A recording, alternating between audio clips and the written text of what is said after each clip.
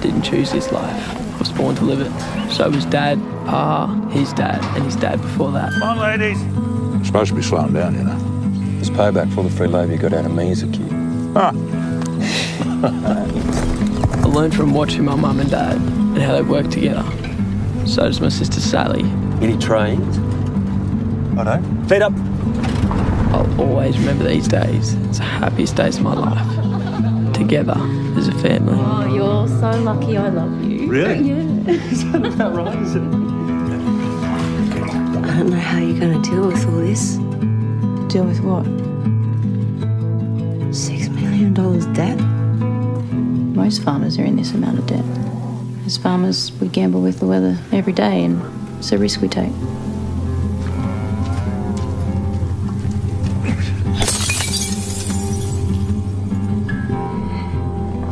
You have no idea what I'm going through. Maybe you should talk to someone professional. Oh my God, no, I'm fine. No, you're not, Alison. You and your dad's coward. Play a game of footy, all right? Where's heaven? What? Where's heaven? The sky, I think. Can we go there?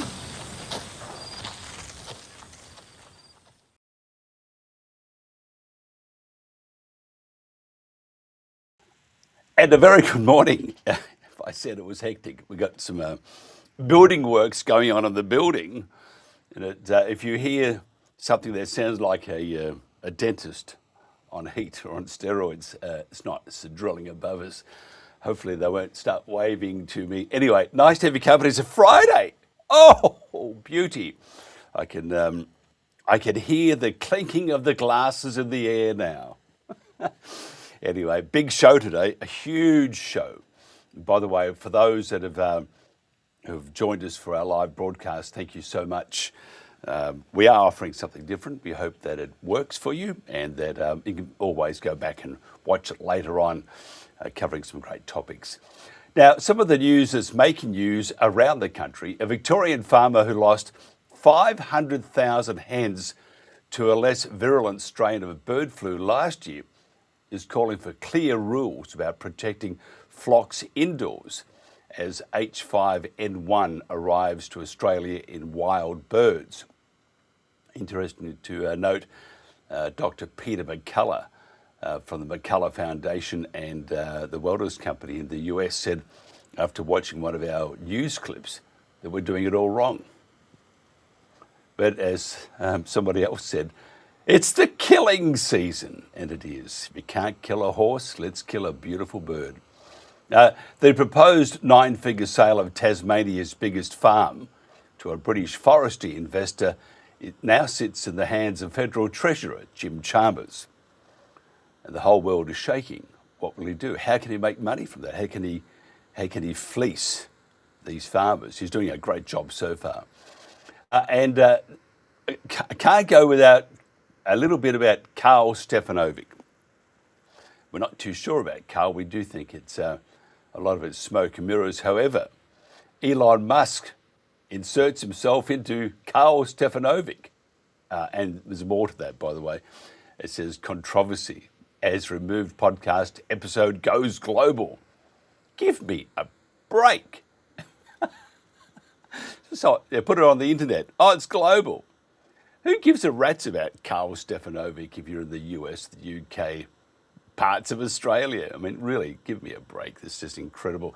Anyway, the world's richest man, his comment, wait for it, sit, just relax, hold the table. He said, wow. Anyway, so I had to mention that.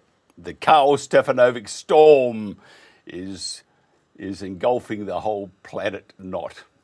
I won't say anymore. Okay, now if you want to find out more about what's happening around this great country of ours, just go to X. They haven't completely banned us yet. X, what else? Facebook. There's also YouTube and Rumble, and we are live.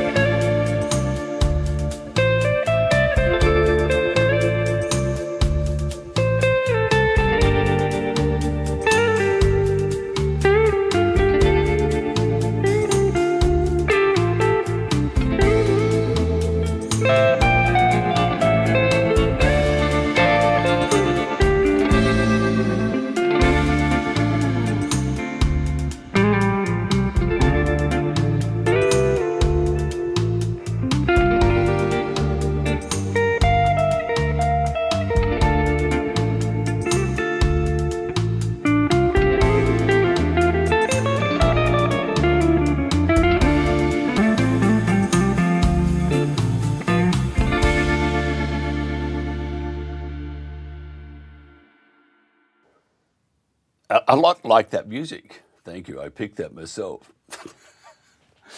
Sorry, I've got to be serious. But we're going to talk fungi. I think mushrooms are fungi. We'll find out in a second. So maybe it's okay to be treated like a mushroom. Anyway, more about that soon. Fungi is what we're going to be talking about. Have a look at this. Yeah. Can I have a look at that? What on earth is that?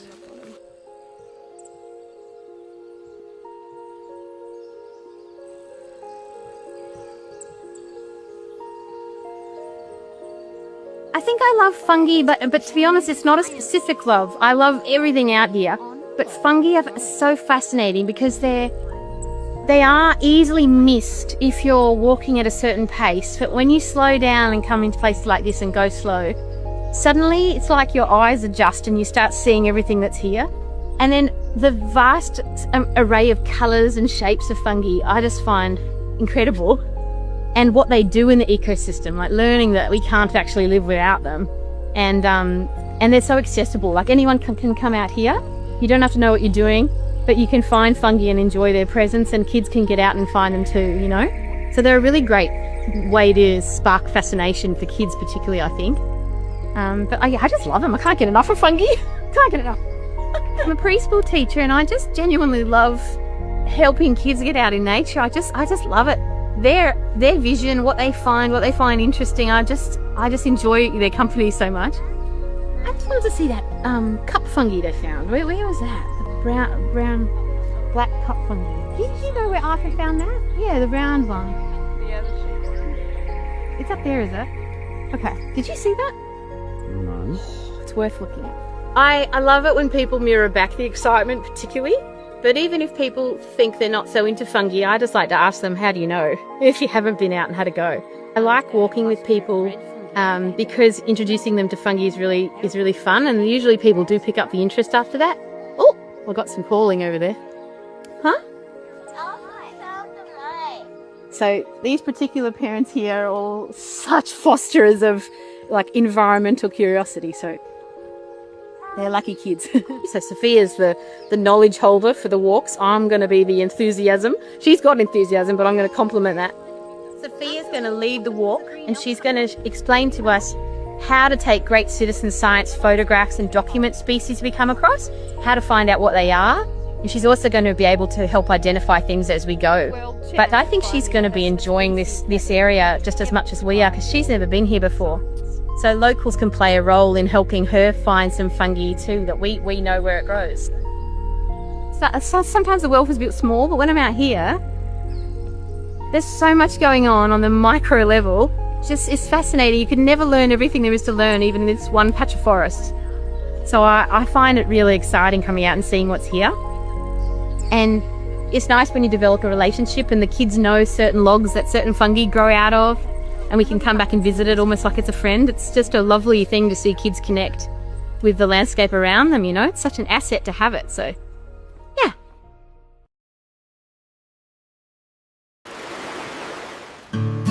Give a hoot, don't pollute our great oceans. We must remove these garbage wind turbines that threaten our wildlife and fisheries.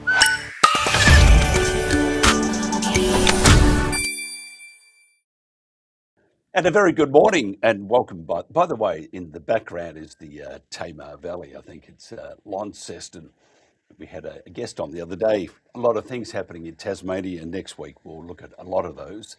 It's showing that the government, it doesn't have to be Victoria or in New South Wales. It's a disease that's spread right around the country. It's called stupidity, lack of consultation, all that sort of stuff. It's the virus we need to be afraid of. Annette Kennewell is an oyster mushroom grower based on the New South Wales Far South Coast. On a small hobby farm, she cultivates fresh gourmet oyster mushrooms and shares her passion for fungi through hands-on workshops and community education.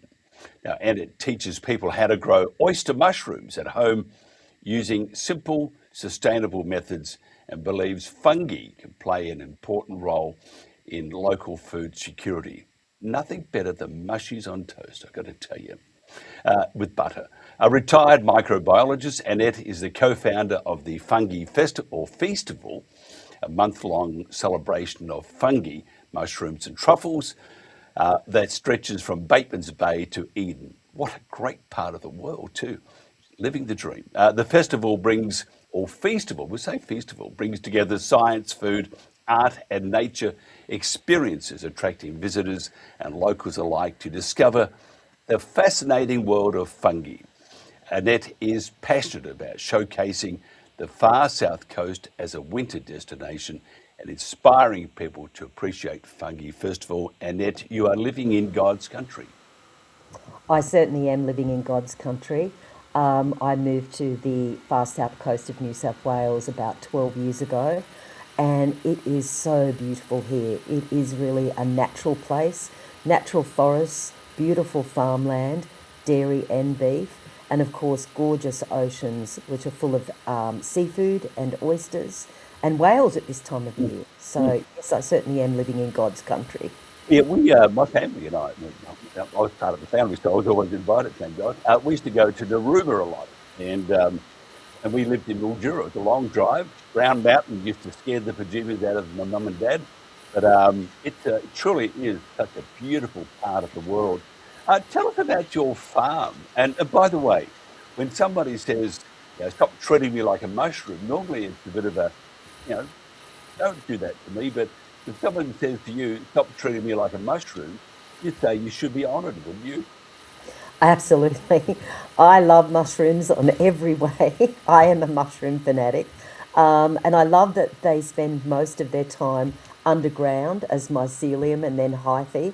And then when the growing conditions are right, then they fruit and form beautiful mushrooms. So everything about mushrooms I like. So for my farm, it's a small hobby farm that my partner and I bought about 18 years ago with our plan to retire here and live what I call the good life. So we came here, we got a house cow, we got some chooks, and I started to grow vegetables. And I was finding growing vegetables really good. It was lovely to grow vegetables in spring and summer, but over winter it was a bit of a challenge. And I was going to my local market in Tilba, my local farmers market, and I noticed that there was no one growing any fungi, no one growing any mushrooms.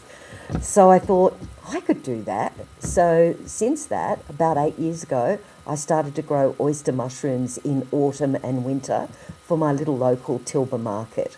So I don't grow to a huge scale, but I grow enough to take to the Tilba market and for family and friends. And I started with oyster mushrooms because they're the easiest mushroom to grow and they're absolutely delicious. I'm glad that you mentioned having mushrooms on toast.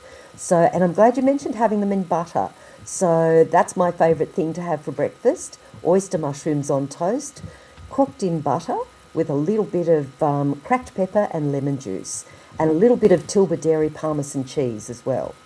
Stop it, I'm getting hungry. I know, it's like that, isn't it? Half a piece of toast at breakfast. I was very busy this morning. It's like when you walk into into work and you go, oh my lordy lord, I've got that amount of time to do all those things. Anyway, I got there with seconds to spare. Tell me about, first of all, Tilba, beautiful. Do they still make cheese there? Yes, the biggest farming business in the Tilba region is, of course, Tilba Dairy. So my property overlooks the Tilba Dairy cows. It's all cows, and so the quality of the milk is fabulous. And our little Tilba Dairy shop has beautiful award-winning milk, cream, cheese, and my favourite is probably their camembert cheese. Yeah, I have to say, Tilba has a great reputation in the area itself. It's just stunning. Mushrooms, how good are they for you? They're very good for you. So there's so much protein and nutrition in mushrooms. They're very, very healthy for you. So they also taste great. They have what's called a umami or meaty flavour. So they are an alternative or an addition to meat. And the biggest thing that's in them, I think, for me is vitamin D, which is really important as you age. So the Australian Mushroom Growers Association has done studies on this where they've shown that agaricus mushrooms and even oyster mushrooms do have high proportions of vitamin D and that is accessible when you eat mushrooms. Yeah, it's important. I mean, but vitamin D, I mean, if you take all sorts of things, the natural things, go to your naturopath or whatever, vitamin D seems to be the gun, doesn't it? The instrument. So you put all these vitamins in, it's the vitamin D that fires it off into your body. Mushroom, now, and I'm from the land. I'm terrible, by the way. I left as soon as I could. I would have left at 5 if I couldn't. But anyway, because I can't do it. These hands are not meant to do it. Soil. However, when you grow mushrooms, is it involved? I mean, do you have to have a science degree, or do you need? Because my dad had citrus, and there was things you had to do throughout the year, and blah blah blah blah. What about with mushrooms? Do you get the impression that with mushrooms, they just grow anywhere? Mushrooms in the environment are plentiful, but if you want to grow safe, cultivated mushrooms, then you do need to take a few steps. And no, you certainly don't need to have a science degree to grow mushrooms. I have a very simple process, and that's where I purchased my grain spawn, which is a bit like having a vegetable garden where you start with the seedling rather than the seed. So I start with the grain spawn, which is like a seedling, which I can purchase, and then I pasteurise sugarcane mulch. So there's actually no dirt involved in growing oyster mushrooms in the way that I do. So I pasteurise sugarcane mulch, then I mix my grain spawn with that sugarcane mulch, and then stack that in buckets, which you can reuse, and then I just keep those buckets actually in my laundry. So I started growing in the laundry, and I still use the laundry for my bucket startup. So what happens is when you put the oyster mushroom grain spawn with the pasteurised sugarcane mulch, it inoculates and grows through the sugarcane mulch, because mushrooms need the substrate. And after a couple of weeks, they're ready to go into my fruiting room. And my fruiting room is a small insulated shed in my backyard, and that maintains quite a temperate temperature between 18 and 22 degrees in autumn and winter when I grow. So I don't have a technical temperature control. I just use the temperate temperature of autumn and winter to grow. And then because the buckets have small holes in them, when the mycelium has grown through the sugarcane mulch, it will be looking for the oxygen, because unlike plants, mushrooms need oxygen to grow, and they also need moisture. So I have a mister in my shed. So the mycelium grows out of the hole in the bucket to create the mushroom fruit. And it actually doubles in size every 24 hours. So you can go from starting a mushroom grow, and 3 weeks later you're having mushrooms on toast.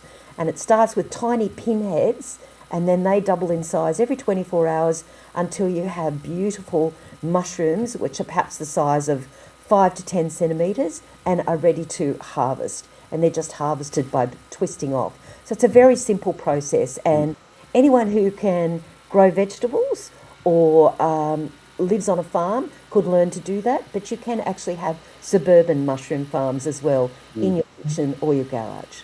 Yeah, amazing things also on salmon. If you have your mushroom steaming, you put them on as a bed for the salmon to sit on. Another magnificent dish. I do love mushrooms, by the way. Tell me about the Fungi Feastival. So the Fungi Festival has been going for, this will be our 4th year, and we started developing the concept of the Fungi Festival about 5 years ago. And the reason for that is our region, the far south coast of New South Wales, had suffered in the Black Summer fires that really had impacted our community. And then, of course, immediately after the Black Summer fires, we had COVID. So that impacted not only our farming community, but our small businesses as well. So we started the Fungi Festival basically to create more of an interest in fungi. We have a truffle farm in the Eurobodalla called Goolaga Gold at Dignams Creek, and that was just establishing, but now it's really hit its straps. First week they got 4 kilograms of black truffles a couple of weeks ago. So that truffle farm is now well established. And Fiona Copvoice, who owns that farm, is doing workshops this weekend to teach people how to establish a truffle farm, how to maintain it, look after it, how to find truffles in your truffle farm, how to train a dog to snuffle truffles. So the development was about creating an interest in growing truffles, but also mushrooms in our region. There isn't a commercial mushroom grower in the Eurobodalla or the Bega Valley. There was one in the Shoalhaven, but he's since retired. So it's about that food security issue as well, of having food available in our region. And certainly it's still my dream as part of the Fungi Festival to increase the number of home mushroom growers and increase the number of small business mushroom growers, so that every time we go to our farmers markets, in addition to fresh vegetables and cheese and milk, there will also be mushrooms, fresh mushrooms. Can you train cats to look for truffles? At our house, we've got 432,000 cats, I think, sometimes. I think cats are in charge. You can't. You can't, man. I was just thinking, go search for a truffle, and I'm not going to repeat what the cat would say to me, but it wouldn't be very polite. When does tell me the dates for the Fungi? The Fungi Festival this year, it goes from mid-June to mid-July every year, and this year it's 12th of June to 12th of July. So we always have a couple of weeks in our winter season outside of school holidays, and then a week or two inside of school holidays, because certainly we're attracting people from the ACT and from Victoria. The Victorians come up, of course, for our warm weather, our warm winter weather, and the ACT the same. They come down either the Brown Mountain you mentioned or the Clyde Mountain to the Eurobodalla or the Bega Valley. So we're certainly attracting a lot of those people. Yeah, I'm just, we're a bit far away, although we're not that far away because we're on the Gold Coast. So it's only a day's drive, but it's still a long drive. But for mushrooms, I've got to tell you, you might hear me knocking on the door, and there I am. I want some mushies. I think We've certainly had people from the Gold Coast attend last year. A mum and a daughter drove all the way down, and they did a mushroom growing workshop. They really enjoyed it, and they did a medicinal mushrooms workshop as well. So they had a lovely weekend, and we have structured the events so that people can come for a weekend to enjoy all of the activities. There's actually 90 events over a 4-week period, and we've also structured midweek events as well. Fantastic. If somebody wants to find out more about the Fungi Feastival, how do they do that? The best way to find out about it is on our website, which is, of course, all of the W's and then fungifestival.com.au. But I do emphasise the play on words. So we have spelt it fungi, Fungi, Feastival, Feastival, because we are a festival that involves food and lots of eating of fungi and truffles. Good on you. I'm jealous. I'm going, after I finish the show today, I'm going to have Vegemite and toast. I mean, no mushrooms for me. That's a sad morning for you. That's a very sad morning. Although I do love Vegemite, and it is Vegemite's now produced by Bega Cheese, which is in our region. So Vegemite's probably my second favourite, Vegemite toast, second favourite breakfast after mushrooms on toast. Yeah, good on you. I'm still jealous. Annette Kennewell, thank you so much for your time. This is the Country Telegraph. Australians are paying more and getting less. Energy security is economic security. Economic security is national security. We sit on vast reserves of coal, oil and gas, but we are not fuel secure. Policy unmoored from physics and economic reality has turned an energy-rich land into a decadent state. No sector is being asked to bear more than agriculture and regional communities. We are willfully turning a rich nation into a poorer one. To keep Australia prosperous, sovereign and free is our duty, and in an uncertain world, our best defence.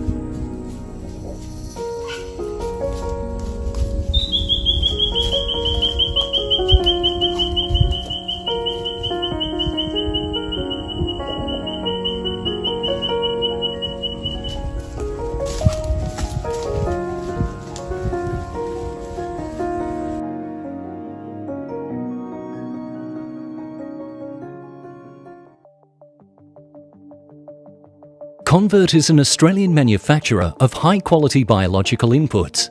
Our mission is to accelerate the transition of agriculture to a more sustainable and low-carbon industry that produces higher quality nutritious outputs. We manufacture scientifically formulated products targeting soil restoration, seed germination, plant health and animal well-being. Our products are carefully crafted to help farmers grow sustainably with profitability in mind. Independent PhD research on our products conducted at the Western Sydney University showed significant increases in soil biology, nutrient availability and cycling, root growth, fruiting and flowering, drought resistance, and overall plant resilience and yield. These products have also been thoroughly tested across a range of crops in Australian conditions. These include wheat, barley, oats, cotton, cannabis, glasshouse lettuce, pastures, vineyards and orchards. Convert's products can be used via boom spray, drip irrigation or fertigation and does not relinquish farmers' existing trusted practices. Export has been a large focus of our company's positioning as our products are packaged in super concentrated formulations ideal for shipping and handling with minimal water and environmental costs. Convert is expanding into international markets with a focus on regenerative agriculture and the future of farming.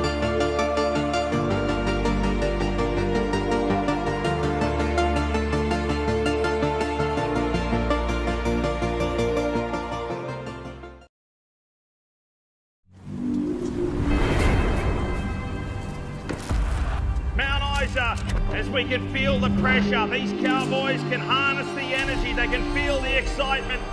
Think about what's going through this cowboy's mind.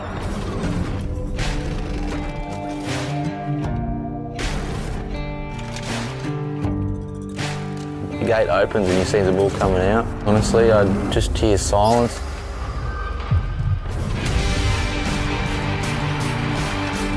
Seven different emotions go through in about 10 seconds and then they go on repeat.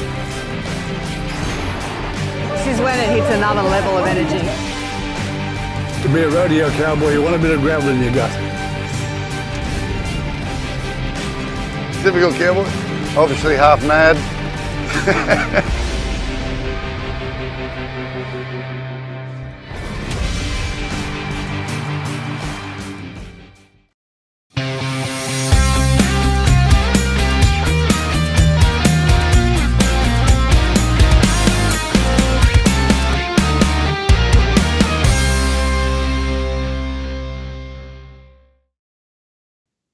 Welcome back to the Country Telegraph on this Friday morning. By the way, it's just after 7:30, actually 7:33, so 27 minutes away from 8 on the eastern seaboard. We have two guests today to chew the fat with us. We're going to talk about some organisations advising governments that are very influential.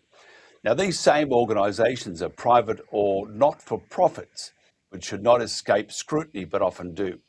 Gary Duffy is a farmer whose focus is on growing plants for medicinal uses. Still can't smoke them, apparently. And Stephen Andrew is a former Australian politician who served as a member for Morani in the Queensland Legislative Assembly from 2017 to 2024. Got out probably just to live a bit longer. He was first elected as a One Nation rep and later served as an independent and member of Katter's Australian Party, and you can't get any more Australian than that. Gentlemen, thank you so much for joining me. Thank you for having us. It's good to be here. Yes, and also I have to say that I think we're going to talk about some pretty interesting topics here. The Wentworth Group, a group of concerned scientists. First of all, Stephen, why are they concerned? No, we're not working there. Gary, would you like to pop in here? Yeah, so they're concerned because they're a lobbyist group. They're lefty, rights through and through. They are basically a woke group of scientists that come together. Their main objective is climate change. They focus on climate change, everything about climate change, renewable energy and advocacy in that area. They portray themselves as a trust fund or to fund other organisations, and they want to, through some of their linkages, fund the Invasive Species Council, who run around acting like they're a government body, and they're not. They're a charity registered in Melbourne. And they're one of they're an advocacy group.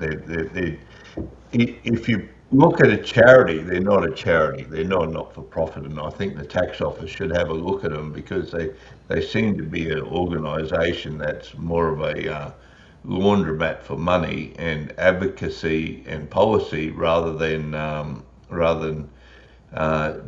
any charity, because they don't do any charity work. There's no charity work involved in anything they do. But they run through different foundations.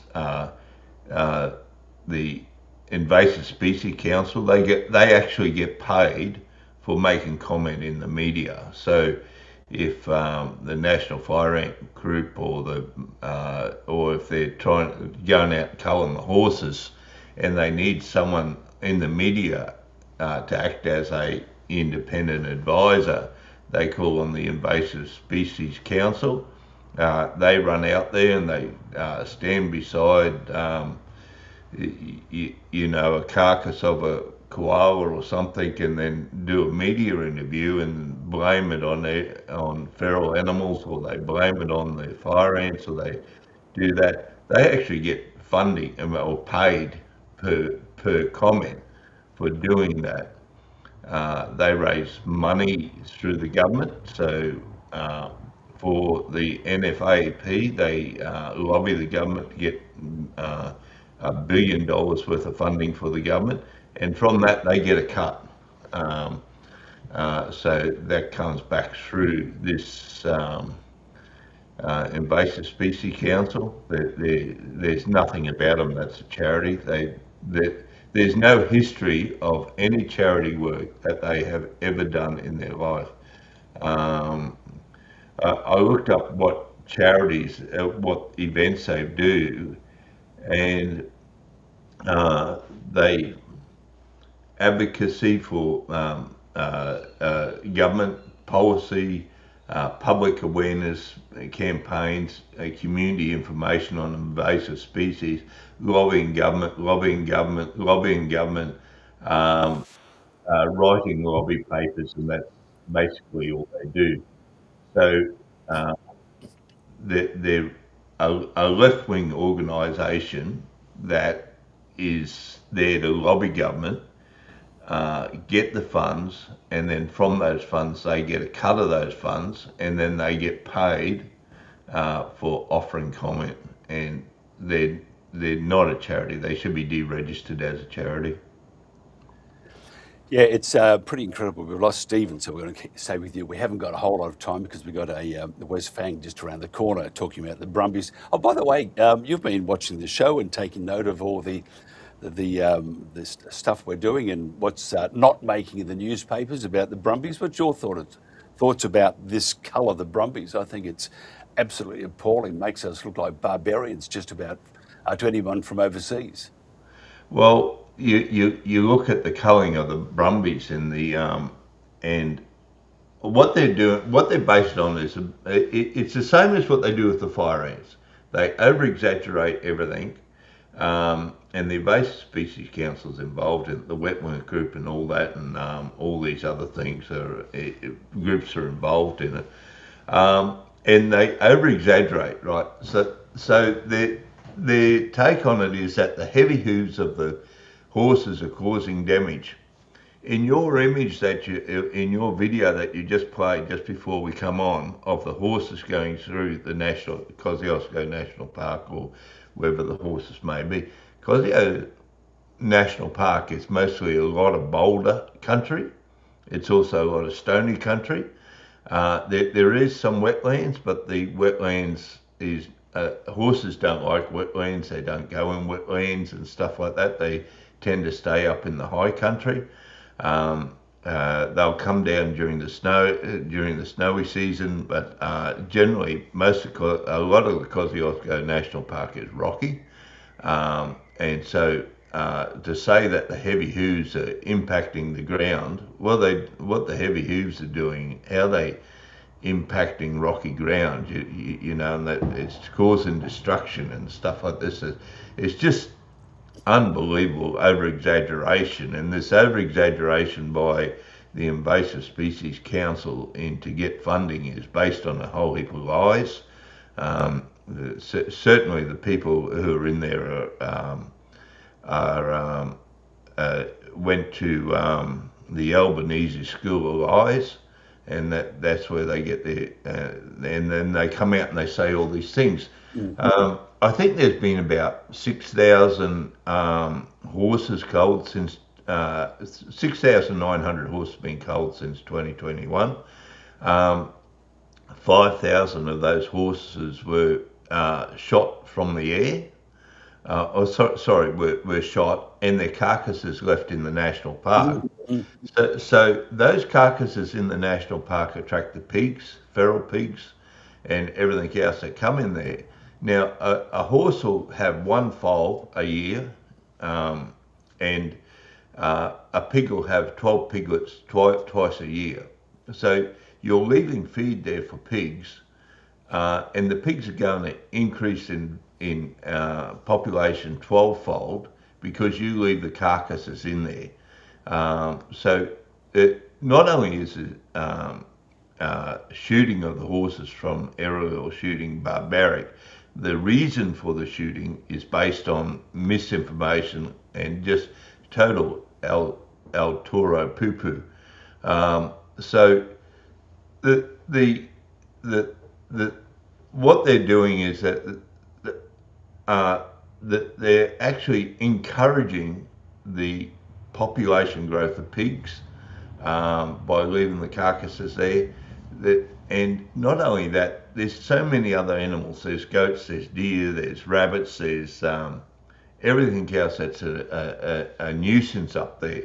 And to blame weed spread on in the Kosciuszko National Park on the horses is just crazy, because you've got most of the weeds are low-lying stuff, and they'll get on the rabbits, they'll get on the pigs, and to blame the wetland destruction on the horses. Horses don't go wallowing in wetlands.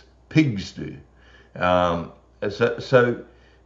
the culling just has no scientific foundation for what they're doing. One, the heavy hooves is not going to do damage. It's mostly rocky country.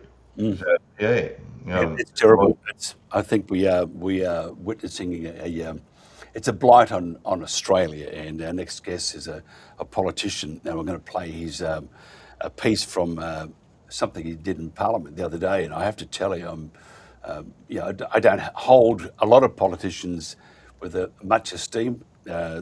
Wes Fang, great job. So we'll talk to Wes shortly about that. Gary, if somebody wants to find out, because we are busier than we normally are, so we've got to wind this up. Just quickly about the moringa plant. How are we going with the getting it totally available to be sold? Okay, so our application is in there for a pre-application approval.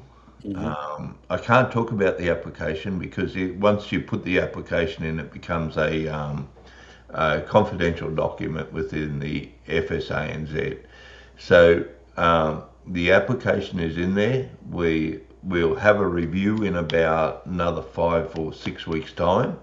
The review, they will offer suggestions on the application, and then it will take about 18 months to 2 years for that application to be reviewed. Hopefully, we were looking at seeing about fast tracking it, but we'd have to pay a lot of money to have it fast tracked. So we don't have the thousands of dollars to do that. But it's a good application. We've been thorough with it. We've addressed all the failings of the previous one, and we've addressed everything that they wanted to do. But Fantastic. I was reading somewhere the other day that said the flowers of the plant is what you should be eating also. So a magnificent plant. What do they say? It's one of the great plants of the planet, and we need to be exploiting that more than we are, I think.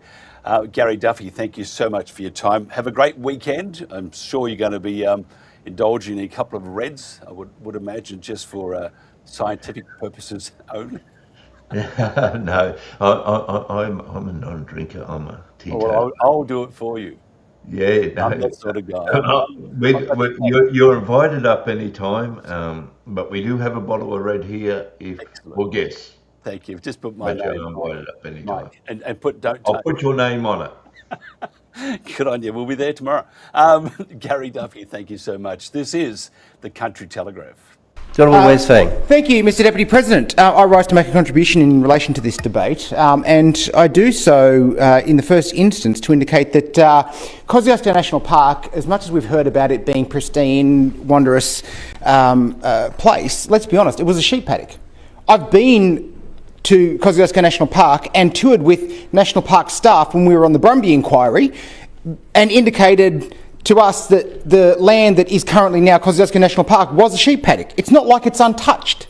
It was a sheep paddock for a number of years. You can still see the fence lines where the fences were run because it was a sheep paddock. So to pretend that it's untouched, pristine wilderness is an absolute fallacy. It is a sheep paddock that has been reformed and returned back to being a national park. That's the first thing. The second thing is there are clear question marks around all of the conduct between the Minister's Office and the Invasive Species Council. And I say that with reference to the previous previous SO52, which returned papers that indicated that the Invasive Species Council played a significant role in returning the signatures that the Minister used as justification to reintroduce aerial culling. We know that the vast majority, over 8,000 of those signatures that the Minister used to justify the aerial culling were the form letters that were generated from the Invasive Species Council's website. So there is a clear link between what the Invasive Species Council does and the Minister's Office in relation to the Brumbies in Kosciuszko National Park. In fact, I think if you look at the ministerial disclosures, the Minister's first visit, I'll say, as a Minister was to the Kosciuszko National Park. The next day, the Minister met with the Invasive Species Council. So there is a clear link between the Minister's Office and the Invasive Species Council. And those that know are aware of a number of rumours about the Minister's Office and the Invasive Species Council and the links there. I'm not going to address those, but people can look up for themselves. Now, the last thing I want to raise is that when we question the Minister in relation to all of this, it is on the basis of the Minister lying to this House previously when she said the words, "We will not introduce aerial culling." You told the House Minister you would not reintroduce aerial culling. It's on Hansard. You lied, Minister. You lied to the House. All right, I'll hear a point of order from the Deputy Government Whip. Took you long enough. Chair, look, I've got a number of points of order. The first one is that the member should address his remarks through the chair, not yelling across the chamber in a disorderly fashion that he is. Just terrible. How dare you get passionate? I mean, it's just a terrible world we live in. And sometimes it is. But I think we have a great country, but we do need to fight for what is right. Our guest today is the Honourable Wes Fang. Now, Wes Fang was elected to the Legislative Council in 2017, is now the Deputy Opposition Whip in the Legislative Council and Shadow Assistant Minister for Police and Emergency Services.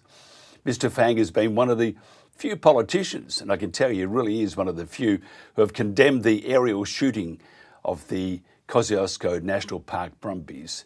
Now, Wes Fang, thank you for joining us. You would have been just as appalled as we are, but you've known about this for a little while because the government under Minns, and I'm not being racist towards politics here, whether I love the LNP or Pauline Hanson's One Nation or the Labor Party. I'm just saying that the Labor Party have acted atrociously when it comes to a national icon. What's your thoughts? We probably need to turn your microphone on. There's a little button that says turn your microphone on. It's just, let me just try it here for you. There we are. And we'll try that again. No, you've got to turn, there's a microphone. Wes, it says turn me on. No, we still haven't got it. What we might do is just go to a quick break for 1 second. We'll come back to Wes Fang once we can get his sound working. I make the CBD scenic, so you can stroll and shop. I collect the recycling bins, so we can enjoy our parks for years to come. I test the water quality, so we all have access to clean and safe water. I repair the roads that make reunions possible. It's locals like you who make your council and community yours.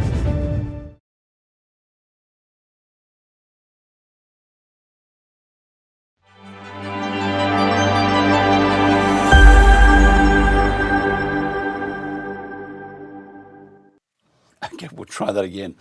Wes Fang, are we there? No, we're not. What we have is just a slight technical hitch.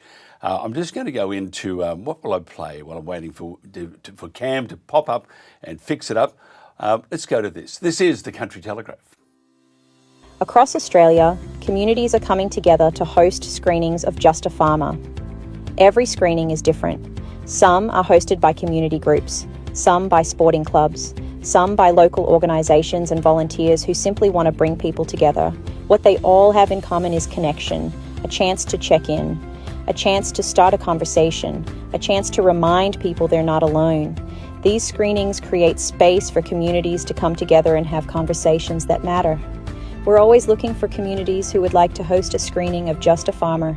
Could your community be one of them? Let's start conversations that matter.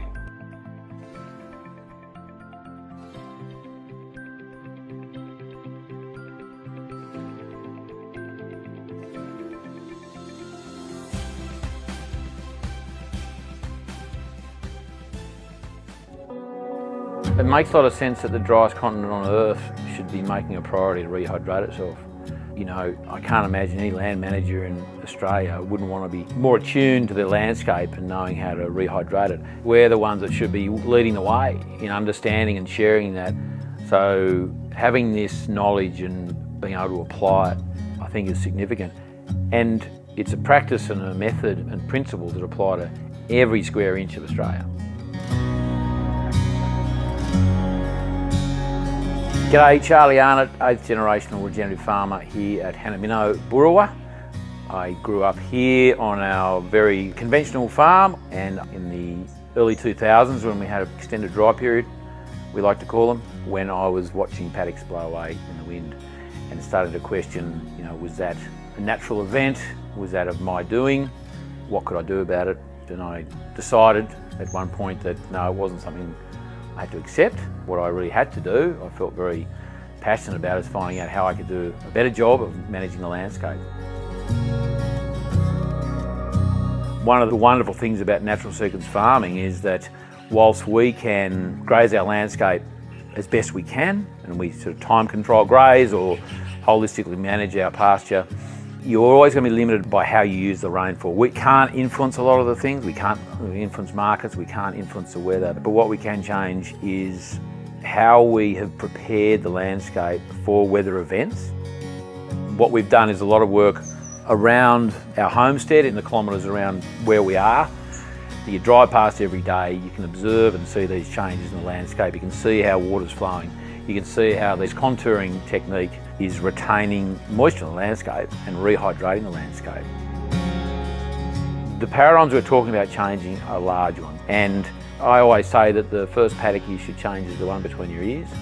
That's where you hold your paradigms, and so it may take a number of steps, it may take some questions, and I think that's a really critical thing. You've got to go at your own speed, your own comfort, and that's again going to come back down to your budget, time frames, who's on board, and being really clear of your vision and what you actually want to get out of it. Australia is a vast continent, and again, nothing works without water. So it seems pretty clear to me that the farmers who are interested enough to look at these sort of methods, care enough about nature and the environment, they're generally the ones producing the better food, the more nutrient-dense food, because they're cleaner environments, they're more robust, they're more resilient, the animals are happier, and generally the people are happier too. So anyone who eats food, essentially, I think, needs to support this sort of methodology, and let's rehydrate Australia.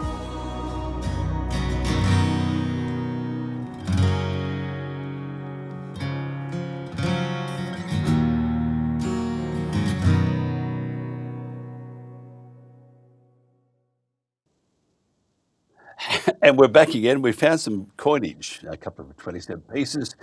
Yes, they still make those. Put in the slot machine. Where's Fang? Thank you for joining us. Morning, Mike. Morning to the viewers. Nothing like it, just to wake me up. It's like, oh, I can't hear him. But thank you for joining us too. Are you appalled at, and obviously you are, of the what's happening to the Brumbies? And you would have known about this because of the, it's a continuance. But last year, they took away the Heritage Act, which was looking after the fate of the Brumbies. And next year, there is no protection for them. What's your views, and how can we protect these magnificent creatures? Well, I think it is appalling the way that the government is continuing the aerial cull, because the minister has said this week in the House during questioning that she supports the idea of having 3,000 Brumbies retained in the park for a heritage value. But the numbers from the count last year would indicate that we are already below 3,000. So for the fact that the minister is continuing to cull, I think it only shows that there is a determination by this government to wipe out the heritage Brumby in Kosciuszko National Park. The question about how we protect the Brumbies, I think we need to reinstate the Heritage Act to ensure that it's a legislated number that's protected in terms of the Brumbies. But it would seem that the Nationals are pretty much the only major party that are advocating to keep Brumbies in Kosciuszko. The other major political parties aren't. So that's going to be particularly hard. So I think what we need to do is continue the pressure, both in the media and on social media, to ensure that the government hears the voices of those rural and regional communities, and also those that support equine animals, and to ensure that the Brumby population isn't wiped out. A recent interview with Chris Minns with Ben Fordham on 2GB the other day, in fact, and Ben was sort of taking up the legacy media mainstream, sort of skirting the this issue because it's quite emotive, and they don't want to upset too many people, which they should, because it's a very moralistic thing, this, and also it's based on lies. Chris Minzo on this interview said that we're doing this because we need to look after the environment. We need to show what Australia is really like, that families can go for walks and picnics, and you can also do hunting. And I'm thinking, I mean, and he is out of touch, but if you look at the protection that's been taken off next year, they have zero protection, the Brumbies. And that comment from Chris Minns would be a slip of the tongue. If he's encouraging or saying that they can do hunting in the Kosciuszko National Park, by the way, which is quite raised eyebrows from this part of the woods, would that intimate that, one, he's out of touch, and two, that there is more nefarious activities going on here, and that the protection for these magnificent creatures next year will be zero. And if he's talking about hunting, it shows that we're going down a path that is one path we shouldn't go down. Yeah, it's interesting you picked up on that point, because I also noted that he mentioned the word hunting when talking about national parks. And at the moment, you aren't able to hunt in national parks. The only people that are allowed to effectively use firearms in the national park are those staff of National Parks and Wildlife Service that are engaged in feral animal control. And that includes not only the aerial culling of brumbies, but also aerial culling of other feral animals such as deer, pigs, etc., and also ground shooting. So it's interesting also that Chris Minns did a deal last year with the shooters in terms of being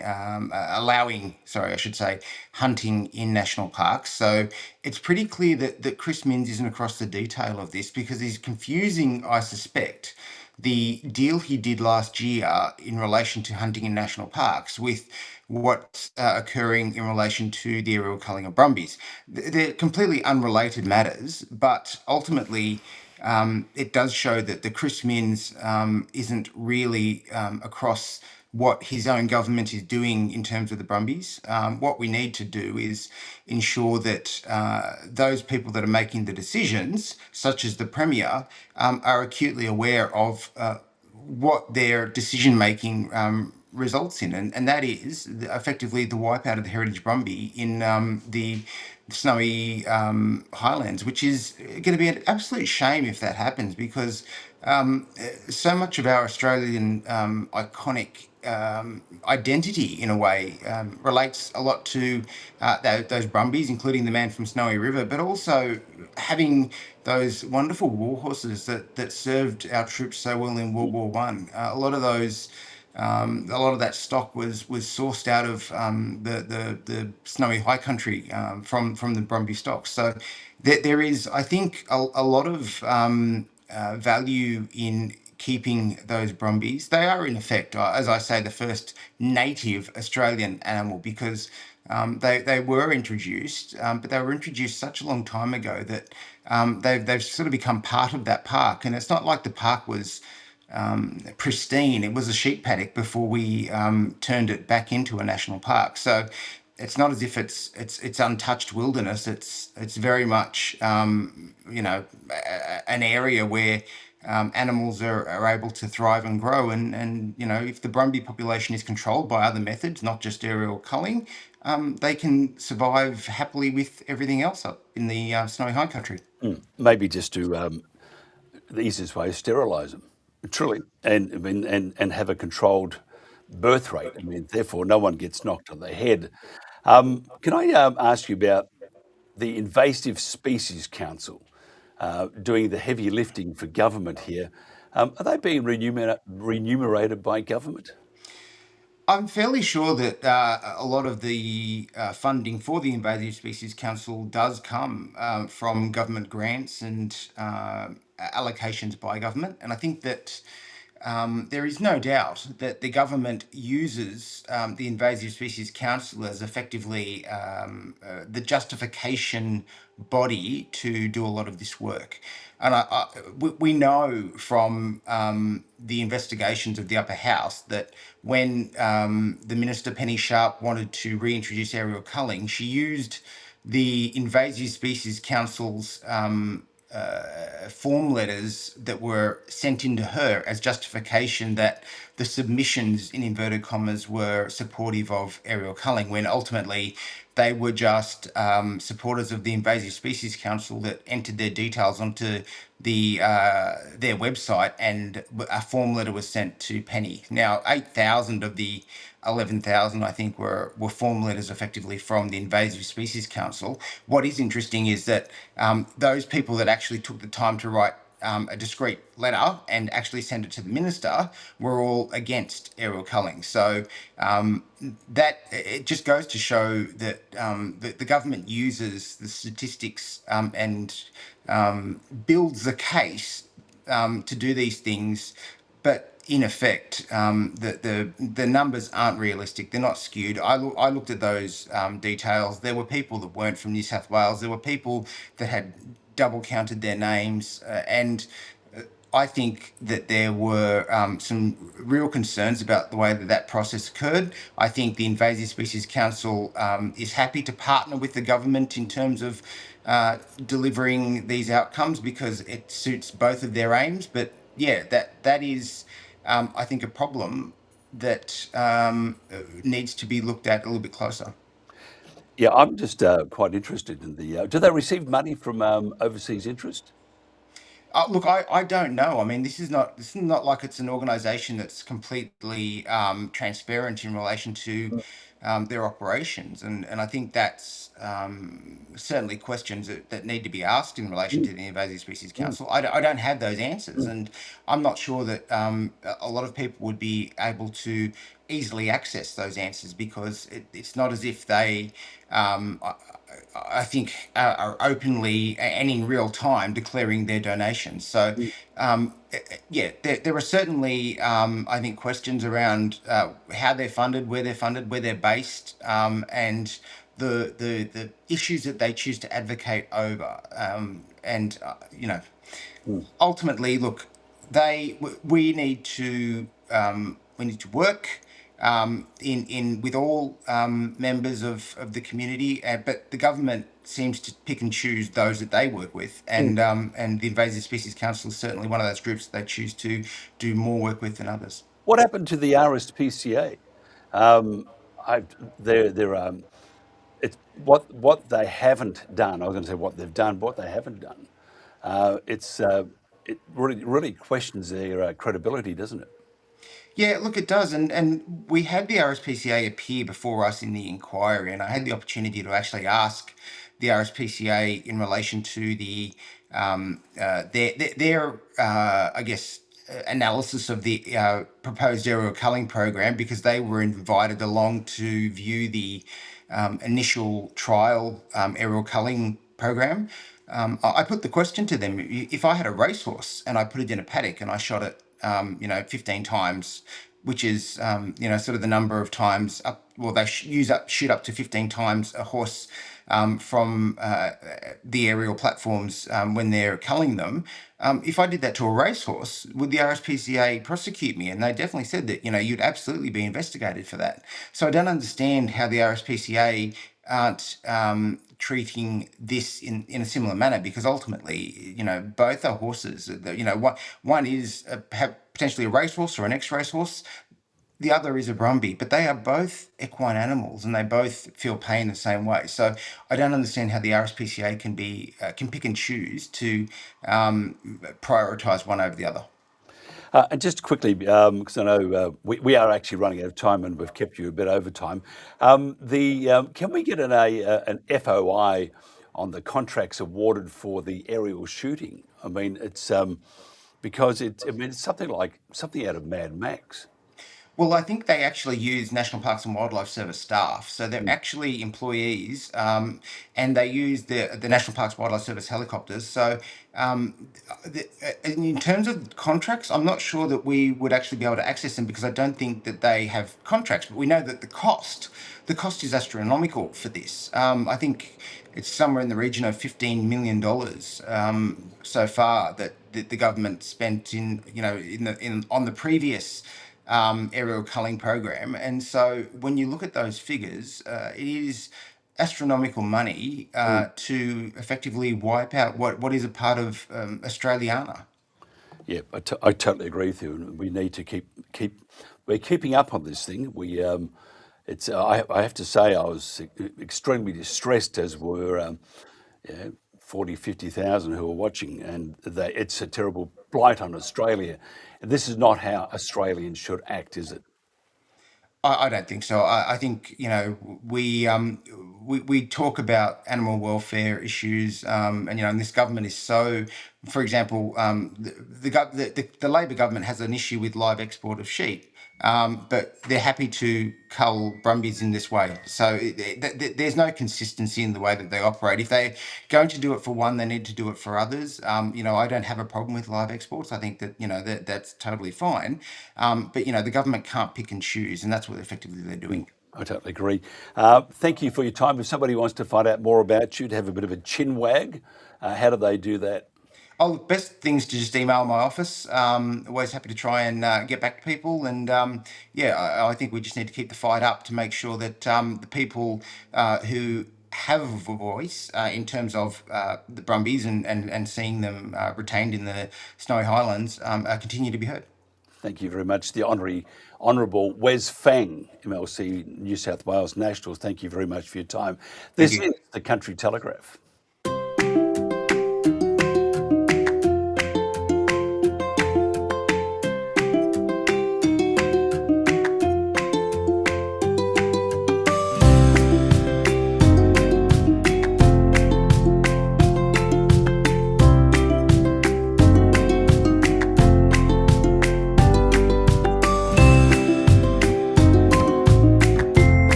And welcome back. Hello, turn the microphone on. I'm doing it too. Busy. Welcome back to the Country Telegraph. Just some of the news that's making news around the country. Victorian farmer who lost 500,000 hens to a less virulent strain of bird flu last year is calling for clear rules about protecting flocks indoors as the H5N1 arrives to Australia in wild birds. Now, the proposed 9-figure sale of Tasmania's biggest farm to a British, I say, forestry investor now sits in the hands of Federal Treasurer Jim Chalmers. What could possibly go wrong? And by the way, Elon Musk has put his beak into the Karl Stefanovic controversy, and he's referring to Australia having this censorship, which we have, and his comments were, and this is a mind-bending comment on Karl's dilemma. It was wow. So there you are. This is the Country Telegraph.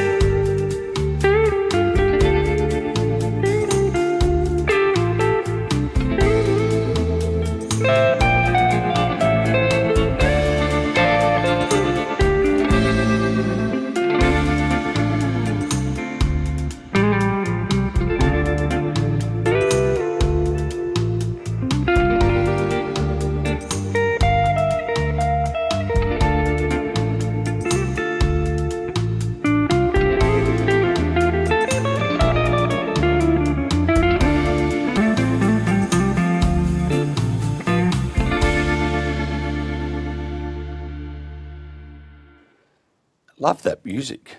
And so do many others. Thank you for that. Thanks for the kind comments. This is the Country Telegraph. Now, there is growing concern that the deteriorating economy and a cost of living crisis is having a big impact on the mental health of young people, as well as other age groups. Those on the land and in isolated regions would also be vulnerable. What can be done about this? Maybe more than we appreciate. Our guest is Daniela McCann, Director of the Australian Association of Psychologists, Inc., which is AAPI. Also, she's also a psychologist and head of McCann Psychology, a child and family therapy practice, and as a strong advocate for regional and remote psychologists, Daniela is deeply committed to bringing the gaps in mental health access. Now, having grown up in a rural area, she understands the unique challenges of practicing in smaller communities. Daniela, thanks for joining us. Thank you. Tell us about are we letting the bush down still? Look, absolutely. No young Australian should miss out on mental health care because of their postcode. People need access to services where they live, not just where the workforce is concentrated. Yeah, I'm just reading some facts here. It's been called a silent crisis unfolding as our economy slips into a recession. Hello, Elbow. And it's apparently affecting our youngest earners. What can be done? So for young people, what's really challenging is that they feel like they're already starting kind of behind the eight ball, you know. And in rural areas, there's that additional stress where they might be planning on taking over this family business that may have existed for generations, but there's increasing financial stress.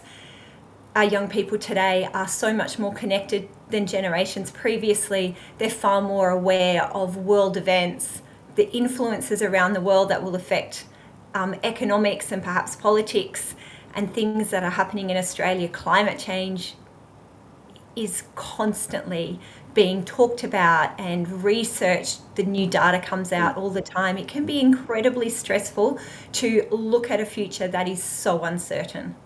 Yeah, this is where, and they talk about misinformation. This is where misinformation is so damaging, and they do it on fear. If you look at the COVID and all these other things, the bird flu, it's all about fear. And climate change is about fear. I mean, your self-preservation is always your priority. And so what they do is they ramp it up that we're going to melt, drown, have no water. What did they say? Brisbane wasn't going to have any water. It just rains. It just rains all the time. That's what it does. We have cycles, but it really does impact people's mental health. Your mental health organisation, Reach Out, found money worries were causing severe mental health repercussions for young people. Now, the obvious fix there is to get more money. Easier said than done because there isn't that much around right now. No, and people who have grown up on the land and, again, that kind of generational farming communities, you watch the price of cattle or canola or sorghum or wool, whatever your family or your community is producing, and, you'll see prices rise and fall. And that doesn't necessarily, the prices that you see in the supermarkets don't necessarily reflect the money that the farmers actually receive back, because the cost of diesel is increasing, the cost of food, the cost of materials for fencing. There is a lot to consider, and it can feel really overwhelming for young people who might look at how older generations farmed the land and managed the conditions. It seems to be getting bigger, more in your face, I suppose, and how do we manage all of this? Yeah, I totally agree. Zero cost mental fitness practices include physical exercise, going for a walk maybe, a bit of meditation, maintaining sleep, hygiene routines, and so forth. They're all good suggestions, and they don't cost much. But sometimes, I have to tell you, if somebody said to me, just relax, I'll take it easy. I couldn't. How do we get ourselves to the point that we actually start caring about ourselves a little more? Because when you get under the pump and you've got all sorts of pressures, which is really interesting, I always find the first thing that starts to lose traction and you don't care about it as much is yourself, in my case, myself.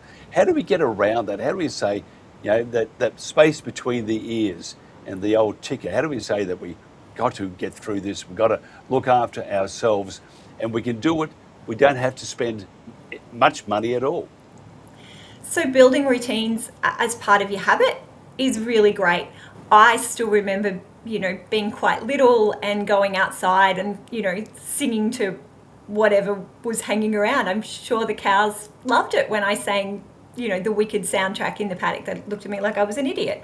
Sing while collecting the eggs. A great thing to build into routine is to find a really uplifting podcast, something that sparks your interest and makes you feel good, and listen to it while you get your chores done. Building those things into routine, calling your mum while you're, hanging out the washing. If you can build connection and things that make you feel good into routines, you're much more likely to be able to sustain this.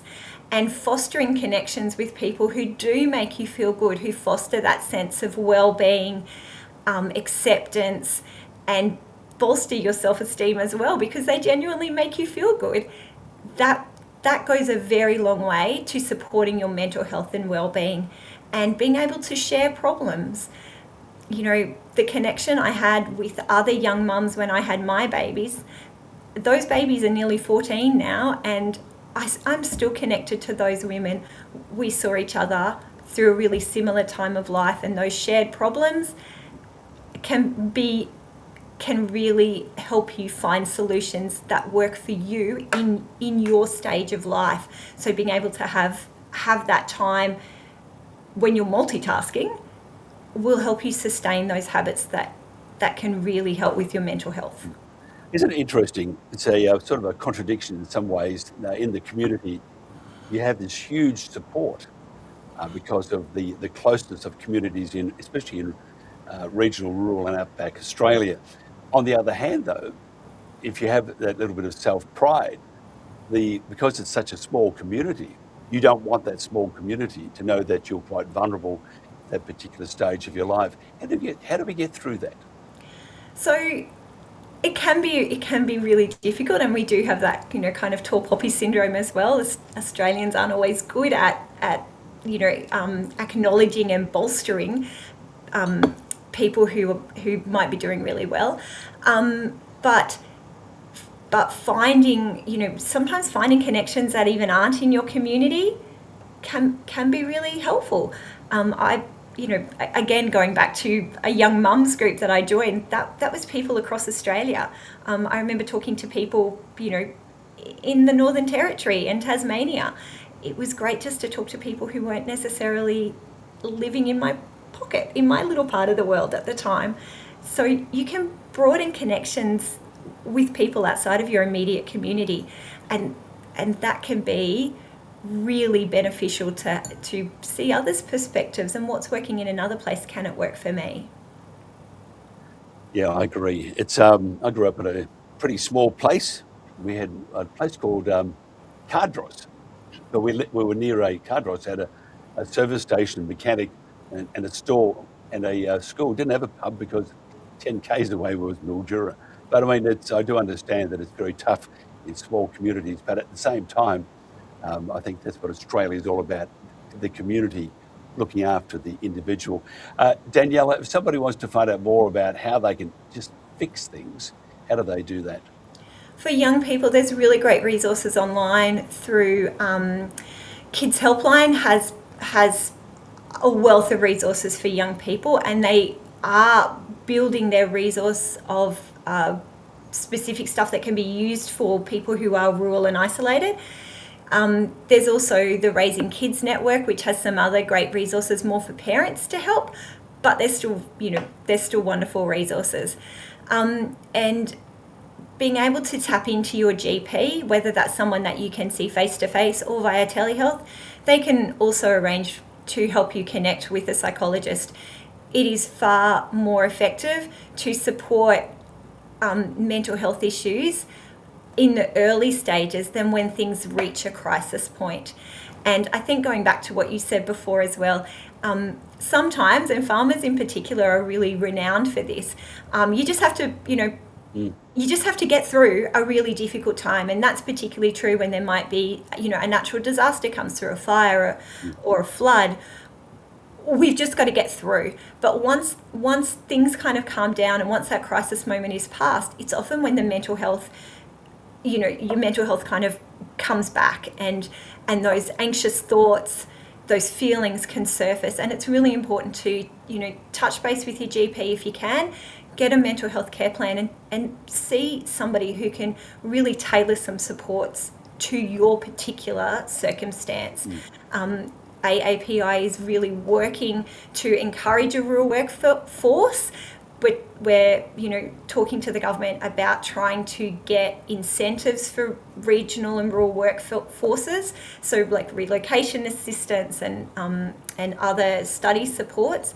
If we can get more psychologists in rural and regional areas, apart from the fact that the psychologists will love it because it's a great place to live and work, it will really support those communities when and where they need it most. Absolutely brilliant. And you're living in a magnificent part of Australia, Ballina, just down the road from where we are. I think I mentioned to you last time when we were there, we popped into a Mexican restaurant. I have to say it was the best Mex and Cal-Mex too I've ever had. So you're very lucky living in a great place and having this Mexican restaurant close to you too. It's a great restaurant actually, but those hidden gems in country towns, those Indeed. you will always find amazing things in country towns. They're well worth exploring and relocating to. Fantastic, good on you. I have seen some small towns, even the locals say they're still there because they got nowhere else to go. So maybe, right in the sticks. But it has always a bit of charm, and it's easy to say that if you're just passing through, I can tell you that. Daniela McCann, thank you so much for your time. If those of us watching at the moment also watch Clarkson's Farm and have access to Prime, normally I wouldn't do this, but Clarkson's Farm is one of my all-time favourite shows, and Hugh Grant is a great Australian actor, and Caleb, who helps Jeremy Clarkson, well, the other way around just about, they're promoting a new movie out on Prime, and again, I wouldn't normally do it, but it's called Sheep Detectives. And I can imagine at the moment Jen's going, what the hell is he doing? Not trying to pull the wool over your eyes, but have a look at this. And we'll come back after this with Stephen Nowakowski. He's having a poo. Oh, is he? Yeah. I'm not having an enjoyable time.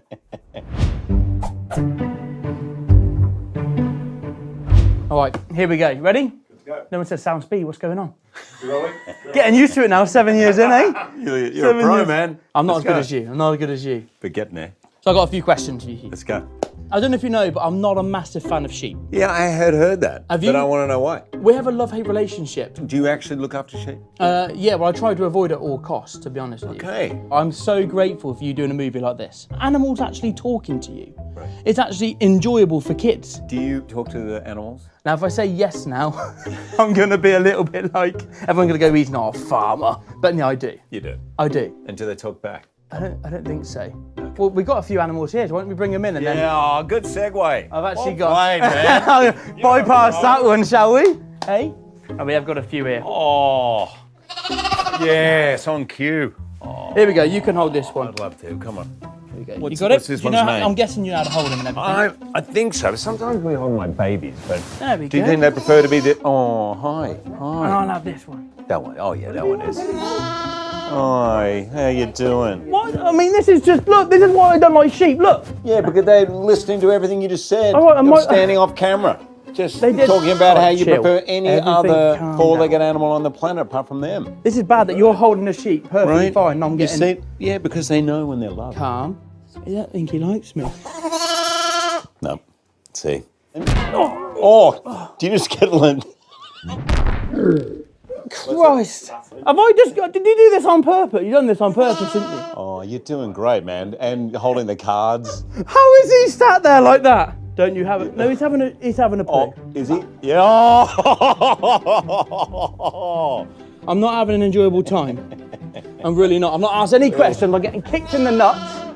Sorry, Hugh. This is not going well.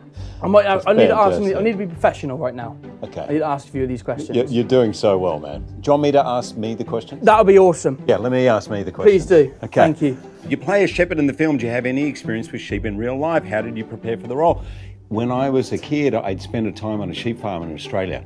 I don't remember being trusted with anything. Did you actually get stuck in though? No. No? No, I'm a city boy, a 15-year-old city boy. They didn't let me do anything. Give me some fake tan and some makeup and I'll watch the sheep be handled. Exactly, but I do remember going to some parties, some really good parties. You having So fun? clearly I didn't do a lot of prep. Hugh, you meet an untimely death at the beginning of the film, true, but it wasn't the sheep that killed you. In fact, it's the sheep that tried to solve the crime. Correct, that is correct. Yes, because you're smart. Don't listen to Caleb. Yes, smart, so smart. I did speak to a shepherd who told me this actually does happen, that sometimes shepherds read to sheep at night. Sheeps. Yeah, sheeps. No, that's true. I mean, I would actually do it as a farmer. Really? Yeah, sometimes. Like I'll play you're music. sitting up there. Oh, right. Play music normally. Okay. Yeah. So anyway, Yeah, in our story, George reads detective novels because that's what he loves. So that's correct. So when he actually dies, they're like, we've heard so many of these stories, we know how it works. So we know how to do it. 1 minute. Oh, you just had enough, haven't you? Oh, this one's good. Oh, my car's back, please. Am I that bad? What would you say to convince someone like me that sheep aren't the most useless creature on earth? Yeah, I'm not holding one now, okay. But when Sebastian came into the room, everyone melted. And have you noticed how humanity has just become a brighter place to be around? If there was sheep in the number 10, like right outside or in the little garden out the back, that would just, I think the whole country would run better. Because everyone would go into work, Prime Minister, everyone there, all the staff, and they'd go in with this feeling like, oh. They've got a cat there, haven't they? Right, but the cats get on really well with sheep. They love each other. The only thing sheep don't like are cows. No, they don't mind cows. Really? Yeah, they're actually, they do graze well together. Let's face it, I mean, you are maybe a shepherd after all. See? We named our sheep after Leonardo DiCaprio and footballer Wayne Rooney. I think after this interview, we might name the next Hugh Jackman. Oh, nice. What do you think? I think that's Would you like great. that? I think that's great. Do we have your permission though? Yes. Yeah? I felt like No, there's no. a catch. Is there No, a catch? no catch at all. Yeah, When absolutely. we buy a new ram, Yeah. we'll name the ram Hugh Jackman. Okay, but you can't kill it and eat it. I don't want you eating a rack of Hugh Jackman. That will feel weird. Deal. Deal.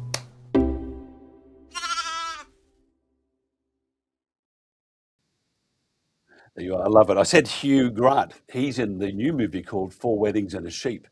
That's Hugh Jackman. Sorry, not in the new movie called 4 Weddings and a Sheep. I made a mistake. I mean, how can I call Hugh Jackman Hugh Grant or Grant? Anyway, Stephen Nowakowski is an award-winning wilderness photographer and conservationist, and a great guy trying to do his bit for Australia. Based in North Queensland, Australia, Stephen has exhibited internationally, worked in Papua New Guinea and Timor, and collaborated extensively with other world-class photographers, and also with traditional owners. His spectacular works are in demand around Australia and the world. They also remind us of the precious natural wilderness on our doorstep. He has been mapping the extensive nature of the renewable energy project rollout, which is causing vandalism, in my opinion, and others too, around Australia, and was so successful in drawing attention to this orgy of wasteful and nonsensical spending that some went after him. Wonder who that was. Anyway, Twigs. Following a court case, Stephen has been forced to change the name of his organisation and create a new website to continue with his work. First of all, Stephen, thank you for joining us. Oh, yeah, good morning, Mike. Yeah, thanks for having me today. Yeah, I thought I'd have the sheep thing on beforehand. Maybe those sheep remind you of some of those that invited you to appear in court. Anyway, that's just my own humble opinion. We won't say, and his name is sort of Twigs, but I can't really work out what it is. But anyway, Yeah, you can't see the trees for the forest. Hey, that's better than mine. You're very clever. Tell me about your new organisation, because we had to change the name. Well, not technically change the name. So we're a grassroots conservation organisation, and we've been planting trees and rehabilitating tropical rainforest up here in North Queensland, where I live and reside. And so we have a plant nursery, and we also run Australia's only cassowary rehabilitation centre. So we rehabilitate injured cassowaries. Cassowaries are the world's heaviest bird, and they reside in our tropical rainforests in North Queensland, and we have a rehabilitation centre for them because a number of those birds do get hit by cars, car strike, and also injured by dogs and dog attack. So we need to keep going, and that's what we do. And the whole renewable thing has really been a side issue for us, but it's turned into one of our major campaigns. And the reason being is because no other conservation group is coming out and pushing back against some of these really inappropriate developments that are going right across regional Australia and into our wilderness areas and smashing up some of our best remnant forests here in Queensland.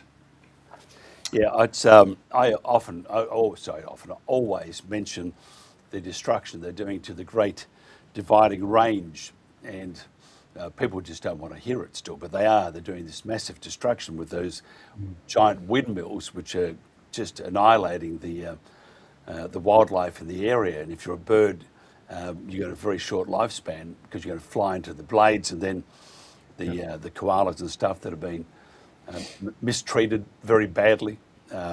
400 metres each side of the windmills and stuff. It's going to be this terrible, terrible terrain. And when there's a fire, you just got to hope that the rain comes very quickly, because otherwise it's going to burn for a long time, isn't it? Well, that's right, yeah. Oh, there's so many issues. We could talk all day about this, and a lot of these issues are really just coming to light now. And that was really, we had a court case against a big wind farm up here in North Queensland called the Upper Burdekin Wind Farm, which has now changed its name to Gawarra Wind Farm, which is an Aboriginal name. And our case was really about migratory birds, okay? So the Environmental Protection and Biodiversity Act was really implemented after the Franklin Dam because there was really no federal mechanism to protect places of national and international significance. So things like World Heritage Areas and also migratory birds. There was no legislation to cover migratory birds. So we challenged that wind farm on the basis of its impact on migratory birds. And we've got documented evidence that wind towers kill migratory birds, particularly some birds that fly in really dense flocks, and you can wipe out an entire population from one wind farm. And in actual fact, one species is the biggest threat to that species is wind farms.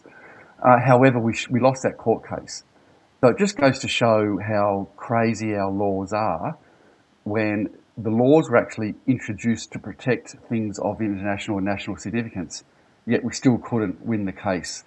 And that's hence why we had to close Rainforest Reserves Australia down on the back of that case, because we lost that case, and the costs were tremendous, obviously. But we're not going to stop, and we're going to continue campaigning. It's in our DNA. We're witnessing the mass destruction of so much good habitat and also real good high-value agricultural land, as we're seeing in the New England tableland right now, with the New England high-voltage transmission lines going straight through some world-class wilderness areas. And this is just complete madness, and we just need to slow this madness down. It's also, besides the wilderness, which is, I have to tell you, it makes me very, very, very angry, and I'm a very determined person when I get angry. But also looking at the rural areas too, the abuse of human rights, the abuse and the disregard for the rural communities, and it's not just one government. I mean, if you look at Queensland. They're under a different party, but still, still oppressive, horrible laws and rules, and new ones that have been brought in. Look at New South Wales, Victoria, South Australia, WA. It's just appalling. Can you just tell me what was the name of your new organisation, and when can we see a website? Oh yeah, so we're still dealing with the court challenge, but like I said, we still need to run our organisation. We still need to plant trees. We have a lot of volunteers that want to work with us and plant trees and help us on the ground. We do on the ground conservation. So our new organisation will be the Australian Biodiversity Alliance, and that will be the new organisation that we're going to be working under. So. And we will ultimately have a website, we'll have a Facebook account and all manner of social media. But we're just picking up the pieces right now and starting afresh. and that's where we're at the moment. You know, we've been kicked in the guts over this court case. You have to remember, this was really one of the first court challenges against any renewable project in Australia. And we're 20 years behind the fossil fuel activists. They've been challenging every single fossil fuel mine through government-funded EDO, for example. And so we just think it's only fair that we question some of these really catastrophic renewable projects as well. But just going back to what you're saying about the impacts on regional communities, we just saw yesterday the contempt by state governments against regional and rural communities on this issue. So yesterday there was supposed to be a debate in the New South Wales Parliament on the high voltage transmission lines in Walker and the New England Tableland, called the New England Tableland REZ, Renewable Energy Zone. And hundreds of local residents drove down to Sydney to listen to question time on the floor of Parliament, and the entire Labor Party did not show up. There was no debate. And it just goes to show that state Labor in New South Wales totally disregards the community concerns of the impacts of renewables in these regions. And it's just not like wind towers, it's also utility solar, it's utility BESS, big BESS batteries, it's synchronous condensers, it's all the substations, and then it's all the transmission lines. And Chris Bowen has told us over and over again we need 10,000 kilometres of new transmission. I would say it's vastly more than that.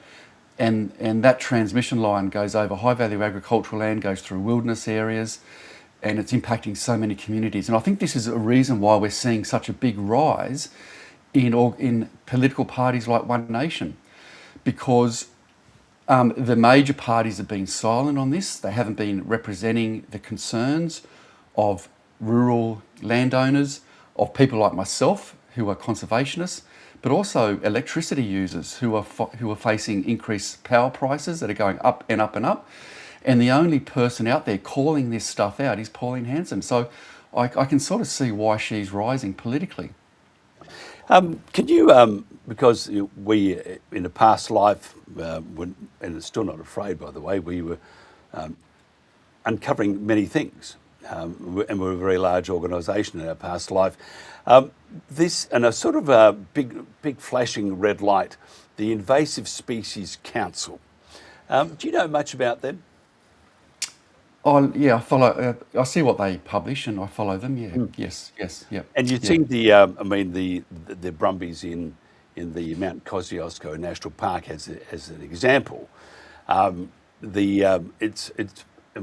here's a group that's pretending to protect the environment, and in many cases, or in this case especially, the information is just wrong. The misinformation is wrong, and I just find that that an organisation like this would have such clout with the government, such as the New South Wales government.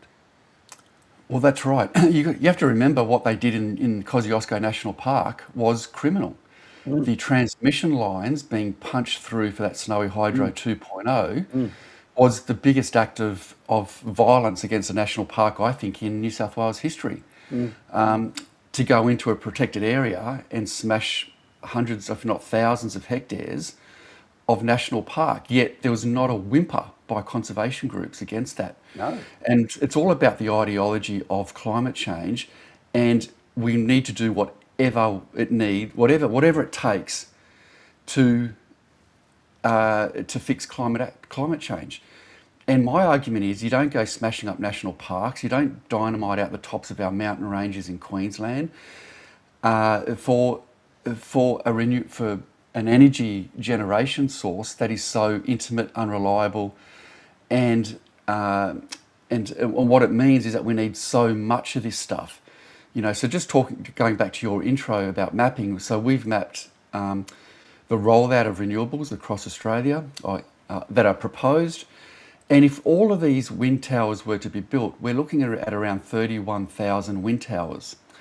And for example, if the Invasive Species Council were serious about what they were doing, they would be pushing back against some of these really inappropriate ones that are smashing through really good high-value wilderness areas, because what these renewables do with all the haulage roads to connect all the wind towers and the transmission lines is open up these areas to invasive species. So invasive species use these new roads as corridors. It's very well documented. So feral pigs and deers and so forth use these roads, and feral cats use roads to move through areas. And in the mapping that we've done, we're looking at tens of thousands of kilometres of new roads being pushed through our bushlands and forests to facilitate the rollout of renewables. So this is what we're finding with all the green groups, all the established green groups, is that they're hypocritical and they cherry pick the issues that they want to go after. But if it has anything to do with renewables, they're silent. Yeah, I totally agree. What do they call it? The hypocritical oath. Well, we swear to tell not the truth and a whole bunch of porkies. We could talk on forever, but it's the breakfast show is a lot more fast-paced.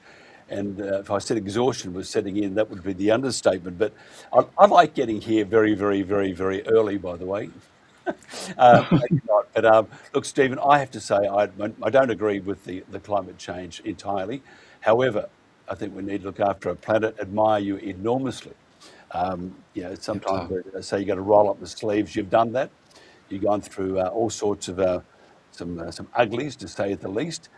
But you are fighting a good fight, and we will do whatever we can to assist you. We can't give you money because we haven't got any, but we can actually create a platform for what you're doing. And what you are doing is exactly what Australia needs. Now, if somebody, a bit early maybe, but if somebody wants to find out more about what you do, how do they do that? Oh, the best way now is really just to go to, just email me through my website, so stephennowakowski.com. And you can touch base with me through that way, and then I can inform your listeners and viewers how they can get involved with the reformation of our organisation. Yeah, we need to get involved, and again, whatever we can do, just give us a yell. Stephen Nowakowski there, just brilliant, and some great pics too. Buy his photos. There you are. Buy his pics. Help him out. He's got to make sure he can pay his lawyers. This is the Country Telegraph. The banks in our regional communities do all the heavy lifting, while the city-based or digital banks reap big profits. There's something really wrong with this picture. Across regional Australia, local bank branches are disappearing. This puts our communities at a big disadvantage. Regional Australians, young, old, those with a disability, First Nations and small business owners are being left behind. Meanwhile, big city-based and digital banks earn billions, much of it from you. 10 million regional Australians help fund the banking system. But regional banks are left carrying the cost of keeping branches open, providing essential advice on scams and fraud, identifying customers, helping with loan and business advice, and providing secure cash services. In a digital world, branches are an insurance for communities when systems break down. Essential banking services should be delivered by trained staff with local knowledge, not call centres, apps, or city-based and foreign-owned banks. A community service obligation on banks would allow our regional communities to access the essential banking services they deserve.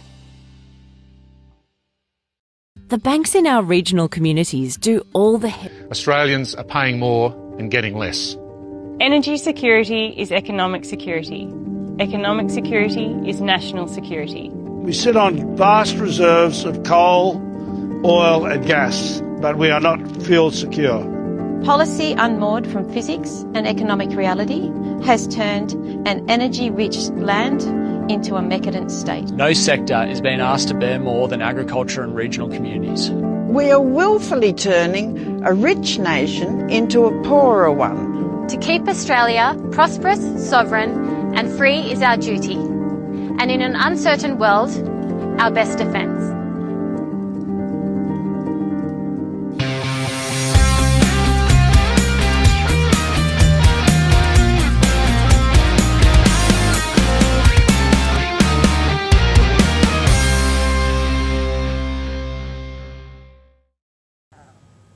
And welcome back to the Country Telegraph. We have our guest, Lisa. Lisa is there, and second Lisa Caldwell. But first of all, there are so many angles to the terrible story of Brumby killing in the Kosciuszko National Park that we've asked Lisa Caldwell, who was a guest early in the week, to return.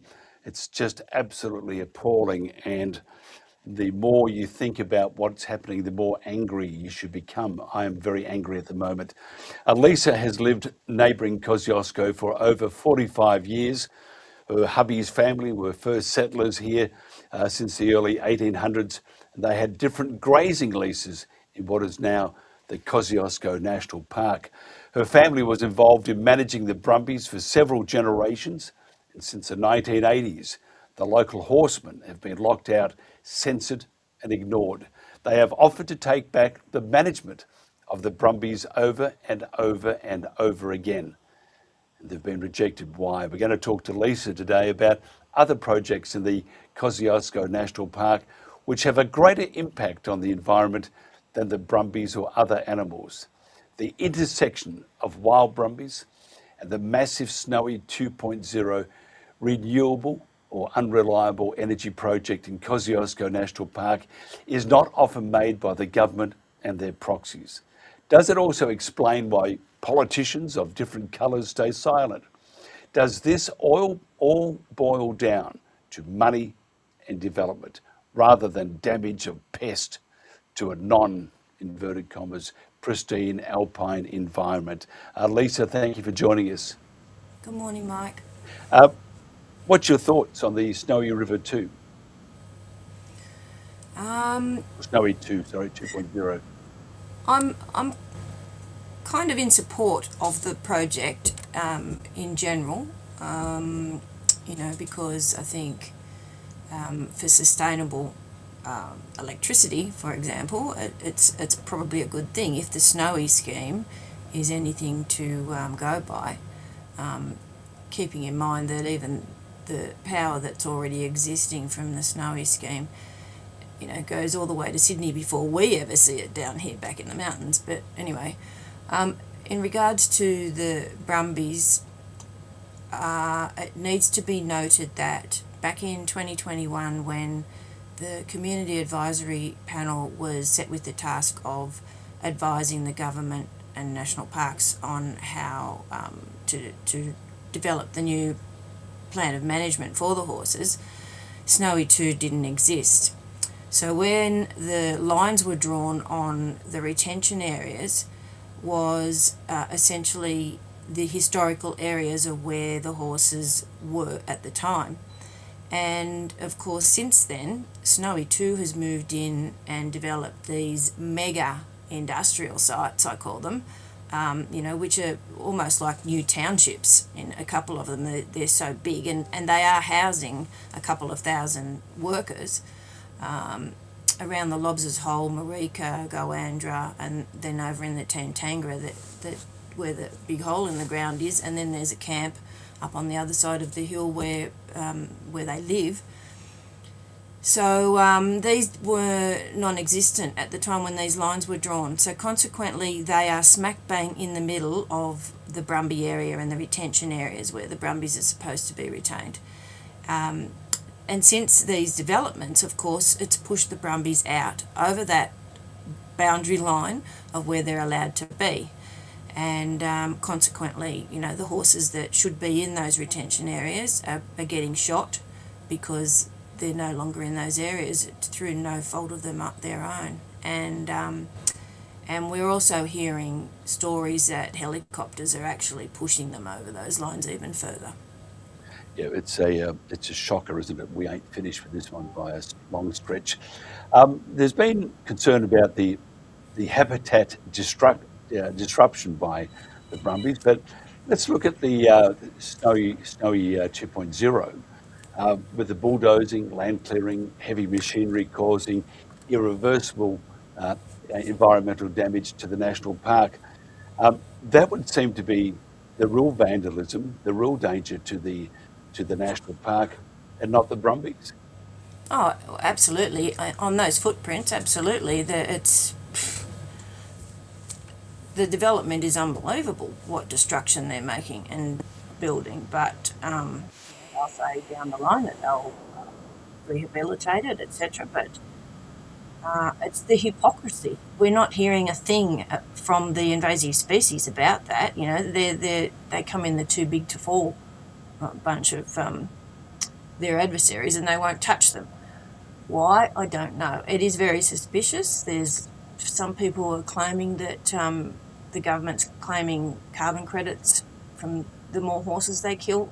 I don't understand enough about that to comment, but there's a lot of strange business going on. I know that some of the workers from Snowy 2 and even some workers from national parks are disgusted with what's actually happening. You've got to remember that, you know, we live in small-ish country towns and we all have to live together, so we know one another, and we've got friends working in these places, so we hear bits and pieces coming from them, and many of them are absolutely disgusted, but they won't speak out, of course, because they're gagged and they, you know, need their jobs. But the horses might be wandering in and out of some of the snowy areas, the Snowy 2.0 work sites, I mean, and most of them love them, seeing them, but they probably get a bit annoying because they might be in the way when they're driving trucks through or something like that. But that's about the limit. I can't see that they're causing any damage. They might be putting salt out on the road during winter to stop the ice, so that attracts the horses, of course. And the same on the highways, and then the horses get hit by trucks, which is not very nice. So, you know, we've offered to even help parks fence some of these areas, you know, those safety guardrails that you put around, which they just use cables, for example, that would stop the brumbies even crossing these roads. But, of course, they won't even look at that. And like I said, we've volunteered to do these things for nothing if they just supply the material. I've also, when I was on the community advisory panel, suggested they investigate the virtual fencing that they use in Europe to stop the elk and the deer over there from crossing their highways, the autobahns and that. But they say, yeah, we'll look into it. But, of course, nothing's ever done. Yeah. There is a clear agenda. They want to completely exterminate all the brumbies in the Snowy Mountains, full stop. Why? We don't know. They are a keystone species recognised all over the world, except Australia, although there seems to be an agenda of eradicating them in other countries as well. There are. I mean, in the UK, the Dartmoor ponies, in the US, the Mustangs, and it's really interesting how we have such, unless it really, really is one of our pet projects, how we have little regard for history. And in fact, we find many times that governments and organisations want to rewrite history. And once it's rewritten, that's how people think things happen, but really it's just based on a bloody lie. I just want to read you this. Somebody sent this in to me about the Snowy 2.0, Australia's largest renewable energy project linking two existing dams, the Tantangara and the Talbingo in the Snowy Mountains, via a 27-kilometre, that's 27 k's of deep tunnels.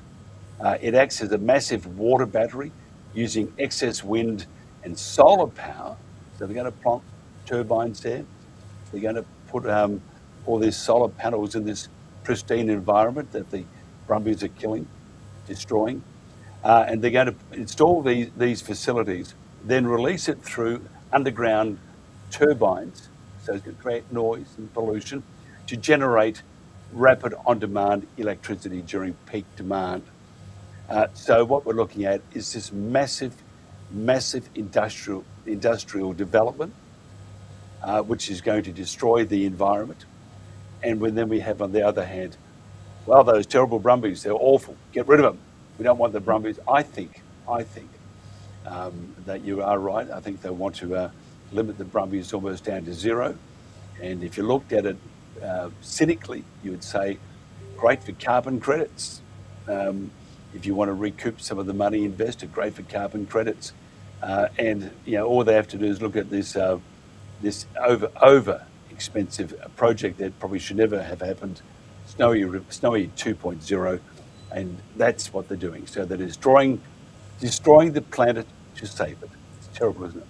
Yeah, the hypocrisy is outrageous. Mm. I also think that possibly the horses and the aerial culling and the campaign against it and all the media that's starting to happen at least is a distraction away from Snowy 2 and the extraordinary damage and destruction that they are causing. All the wilderness areas that they are bulldozing. They don't think twice about bulldozing through wilderness areas for miles and miles and miles, and yet they deem a horse's footprint is, killing all these invasive species. It's a native species. It's just outrageous.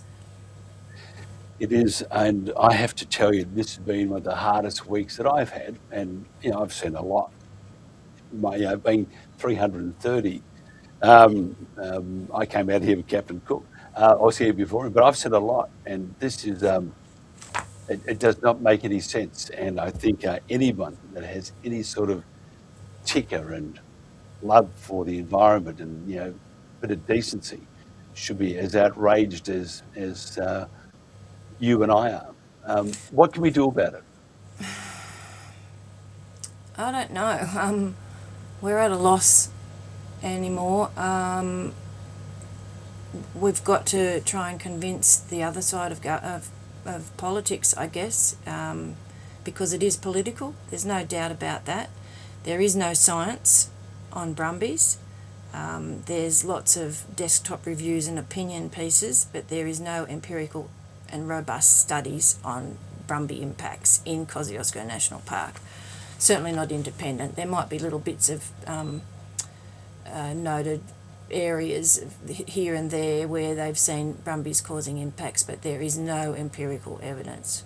And their own scientists admit that, the national parks admit that. So, but it sounds like invasive species is in control, certainly of penny sharp. It does, doesn't it? Someone has written in about the Snowy 2.0. It was Tabitha has just written in, said it's not power generation, it's just this giant battery.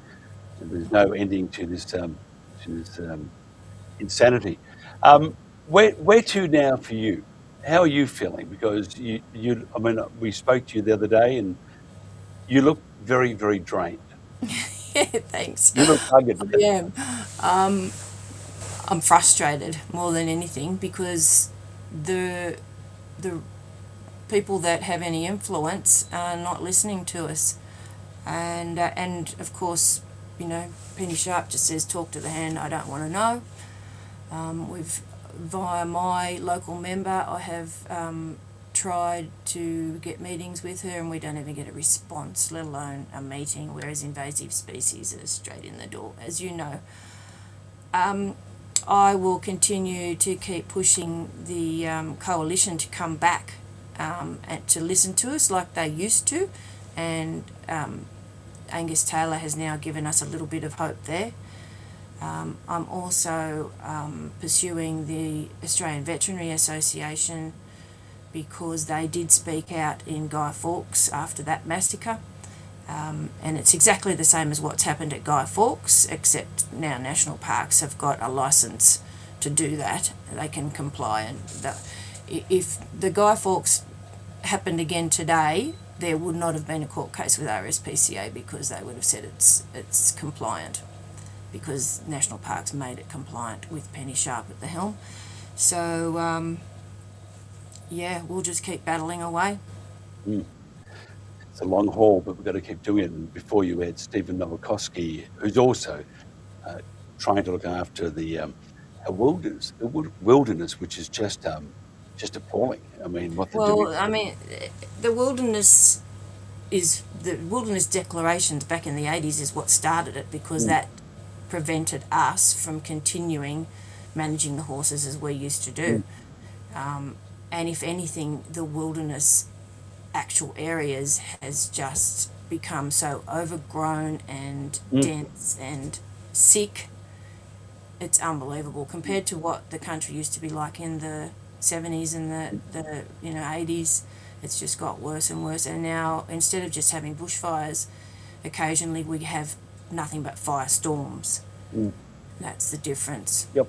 We need to learn from history. We don't do that. But there's a clear agenda, and as I said before, with the ridiculous numbers that they are spewing, it's just so blatantly obvious. The biologically impossible numbers that Penny Sharp is stating to justify this killing. When the plan of management was on display and there was public consultation, she claimed that 82% of the submissions that she received was by people that were saying, yes, go ahead and do the aerial cull. But what she didn't tell the public, that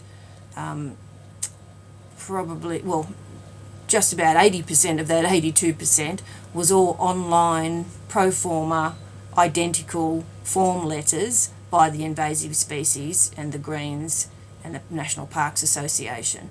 Had we have known that the government would accept those kind of online form letters, we would have done the same, and we would have got probably 10 times more, given that, you see the petitions that we see now. 240,000 is one of them, and we just received 23,000 in a recent e-petition to since the shooting started. So in just in 2 weeks we had 23,000.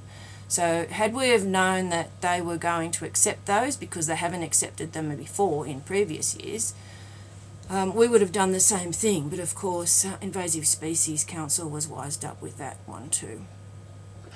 Yeah, I agree. Just a couple of other pointers before we do wind this up. Tourist development in the Snowy Mountains region is shifting towards sustainable year-round recreation, balancing massive infrastructure investments with environmental protection. It seems like they're going to make it into this great big tourist park. Special activation precinct, which the New South Wales government is heavily invested in the Snowy Mountains to turn the region, again, it's just going to turn into this year-round alpine destination. And the plans are going to be biking trails, new camping grounds, upgraded overnight accommodations. What does that suggest to you? Well, I know a little bit about that, Mike, and it's not all that a lot of people are thinking. Most of that is not inside the park. The Special Activation Precinct was activated by the New South Wales government selling their share of the Snowy Hydro to the federal government. So Victoria, New South Wales and the feds all owned part of it before. New South Wales and I think now Victoria sold their share. New South Wales was, I think, 52% of it, and they received $4.2 billion, I think. This is just my recollection. John Barilaro, when he was the Deputy Premier, he legislated that all that money had to go back into the regional areas and not into Sydney, New South Wales, Sydney, Wollongong and Newcastle. So they've got $4.2 million in the bank, and to look for some projects around the regional areas. And I think there's maybe 5 in New South Wales SAP areas as special activation precincts. Most of the others are all to do with agriculture, like train and freight lines, and for transport for ag in other areas like Wagga and Parks, I think, or Orange. I'm not sure where the other areas are, but Jindabyne was chosen for its tourism. So it's about upgrading the infrastructure in the area, because you've got to remember the new town of Jindabyne was built in 1966 pretty much by the Snowy scheme, and it's so badly designed, but and the infrastructure is quite old, and because there are so many more people moving here over the last 10 years particularly, they really need to upgrade their infrastructure and bring in some other projects. I was involved in with a group called the Snowy Mountains Heritage Association, because we've been trying to build a heritage centre here for the whole of the Snowy Mountains. not just for Jindabyne, but because we have such a diverse history. And we were looking at different areas, and every time I would speak at a committee about the heritage situation and reinforcing that, we need to keep that kind of heritage. People need to learn about the heritage of the area. Some people that come here then live here don't even know that there's an old town under that lake, at Lake Jindabyne. So every time some documents would come out and heritage was mentioned, it was purely Indigenous heritage. There was never any white heritage mentioned in any of their documents. It just got hijacked every single time. So I left the committee and I wasn't involved anymore. So I'm not really sure where they're up to, but I know that the bike park and adventure park, for example, is just out of town in Jindabyne. Most of these things are not in the park, but there may be some infrastructure upgrades in the park, but I'm not 100% what else. Just finally, is the invasive species argument a red herring? And Brumbies aside, what about the inhuman treatment of other animals? Are the animals just an inconvenience? Finally, do you think that the Invasive Species Council should be retired because of irrelevance? Well, I don't really understand their purpose. What did we do before them? I think they only were established back in the early 2000s or something. Isn't the management of invasive species, no matter what they are or where they are, isn't that up to government agencies like the local land services and the agricultural and Department of Primary Industries? Like I said before, we don't get grants from the invasive species, but people are pumping money into them to lobby governments. So, yeah, there's something else at play here, and I don't understand it at all. I don't understand why they even exist. Yeah, it's terrible. But back to the Brumbies, I think what they're doing to them is terrible. We need to, we're going to do something. I don't know what. Hopefully we'll be up there fairly soon. We're going to do a week of broadcasting from there, and you can be our weather girl. Look, Lisa, it's been a real pleasure. If somebody wants to find out more, how would they do that? What would you suggest? Oh, you just go to our website, our Facebook pages. There's the Park Off page. There's the Snowy Mountains Horse Riders Association, Snowy Mountains Bush Users Group, Snowy Brumby Action Group. There's several groups, and we all pretty much work together and share as much information as we can. And my page is Lisa E. Caldwell as well. But otherwise, people have got to approach their their own local members. They do. Yeah. They do. You need a glass of water and a cup of tea. Or a whiskey. Thank you so much for your time. I have appreciated it very much. Audience has too, and we'll do more of this next week. Lisa Caldwell there here on the Country Telegraph. I'm going to play this track because I think it's appropriate. If you have a dry eye, listen to the lyrics after the song, then probably go and see a shrink because you need to. It's such an emotive song. One of my favourite pieces of music, and I've been in the music industry for a long time. And this is just brilliant. Tell my fool I kept on running. Tell my mare I heard her cry. Tell the mountain I belonged here. Tell the wind I said goodbye.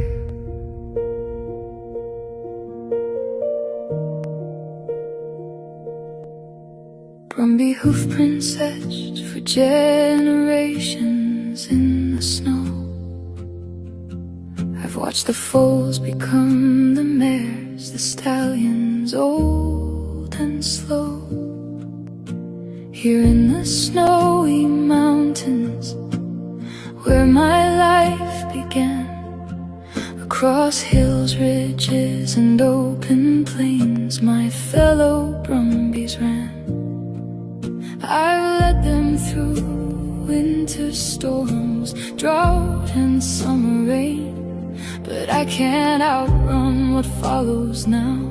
Shield my family from this pain. My ancestors crossed the oceans, but I was born upon this land. These mountains are my birthplace, the Snowies are my clan. These mountains hold our memories, our family history. If home is where you're raised, then this is where we should be. Tell my foal I kept on running. Tell my mare I heard her cry. Tell the mountain I belonged here. Tell the wind I said goodbye. Stay close beside me, little one. The thunder isn't rain. The sky itself is hunting us, and I cannot stop the pain. I gather those I love and turn to face the sound. Though every instinct tells me run, there's nowhere left for us now. These mountains hold our memories, our family history. If home is where you're raised, then this is where we should be.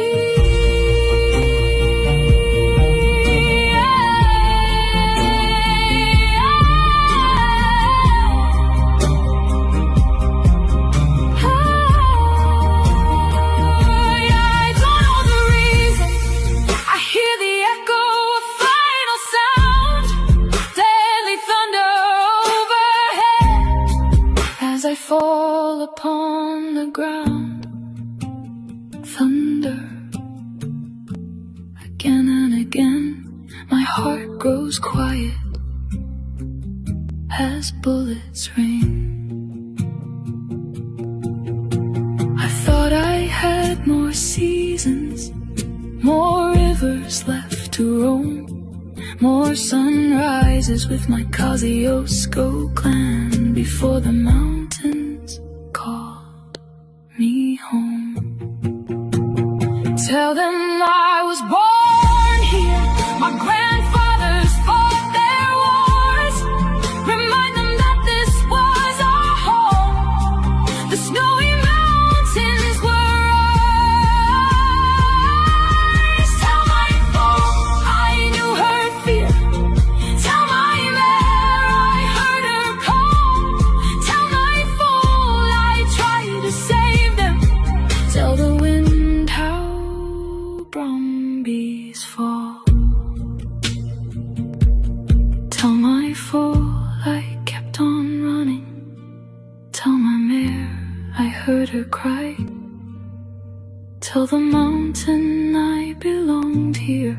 Tell the wind I said goodbye.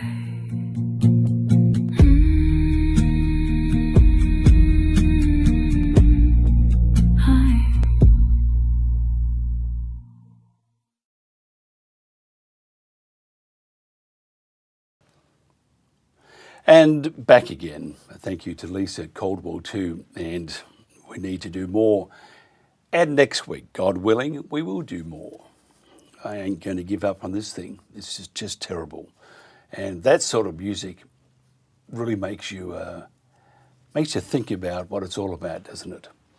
The other thing that's, before we wind up, we're over time again, but it's a Friday. I've got a great one coming up shortly.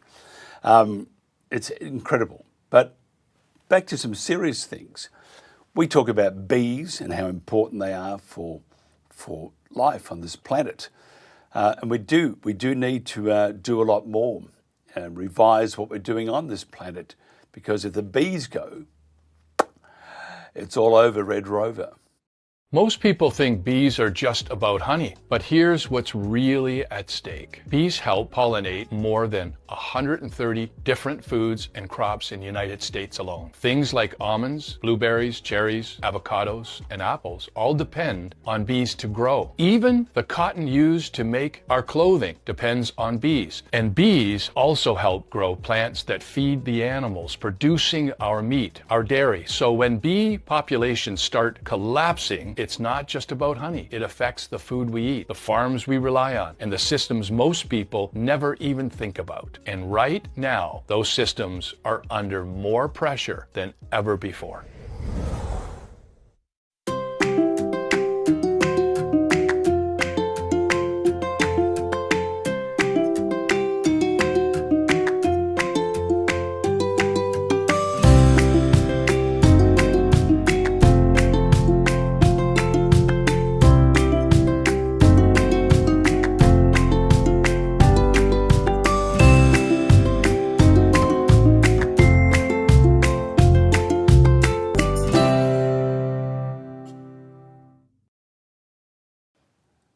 And welcome back to the Country Telegraph. Almost finished, but I got to, because that was Oyun there, which is about an hour and a bit from Mildura.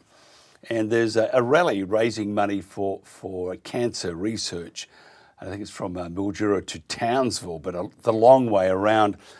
It's called the Shitbox. That's right, the Shitbox Rally. That's what it's called.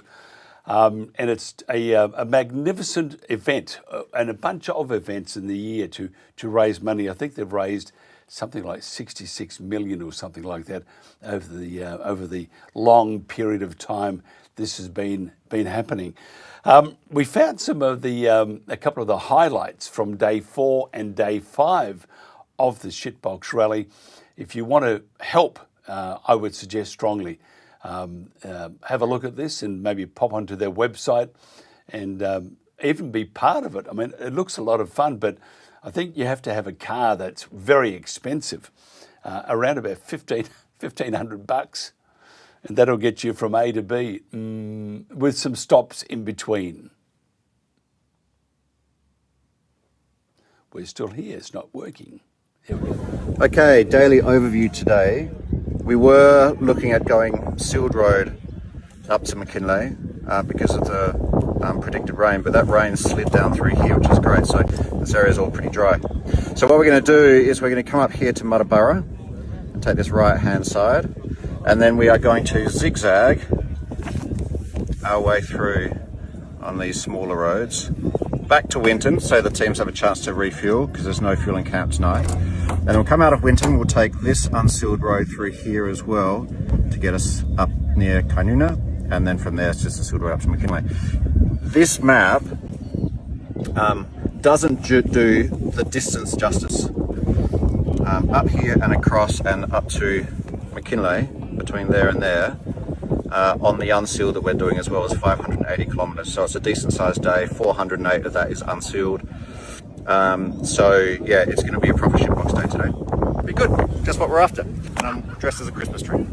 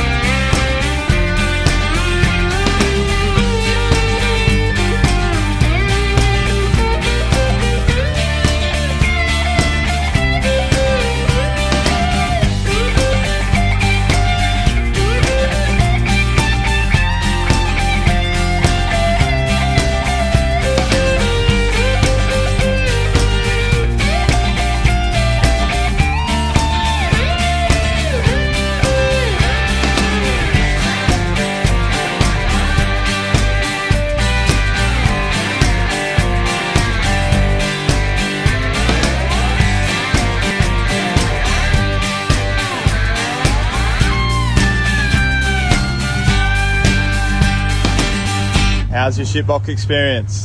Everything I thought it would be. Yeah. It's we spoke about would it live up to the expectation, and it has easily lived up to the expectation. And this is for Mum.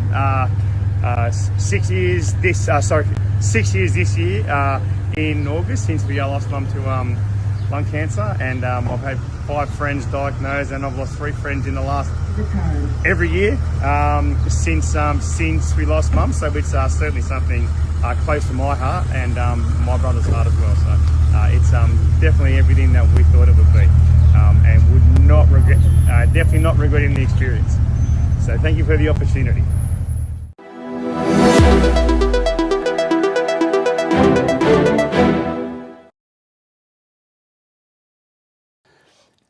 And there you are. That's the shitboxrally.com.au, I think it is.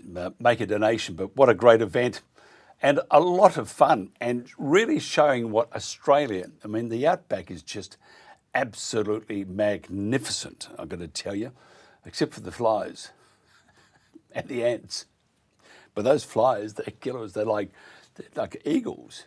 I mean, they keep attacking until they walk away with you and you're left with nothing but your own bones. But a great part, Australia is truly a great country, as I said, except for the flies. That's it for the week. Thank you so much. Been a very emotionally draining week, and I appreciate your comments. We appreciate your concerns, and we hopefully, God willing, we'll do it all again next week. And fingers crossed, we're trying to get some money together to do a week of outside broadcast remotes from the Kosciuszko National Park and shine a light on some of the abnormalities that are occurring, just making the eyebrows go, oh, really? And shine a light on the atrocities committed on those beautiful creatures, the brumby. Just very sad indeed. Have a lovely weekend. May your team win, unless it's playing against mine, St Kilda. If you're, I think Essendon. So if you're a Don supporter, Essendon supporter, sorry, you must not win. Please, please. A couple of glasses of red prior to the game, I'll be very vocal. And that's when my good wife would tell me to grow up, which I won't. Have a lovely weekend. Thank you so much. This has been the Country Telegraph. They rode with a man from Snowy River. Now they're running for their lives.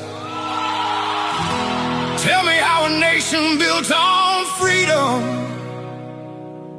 lets its wild brumbies die.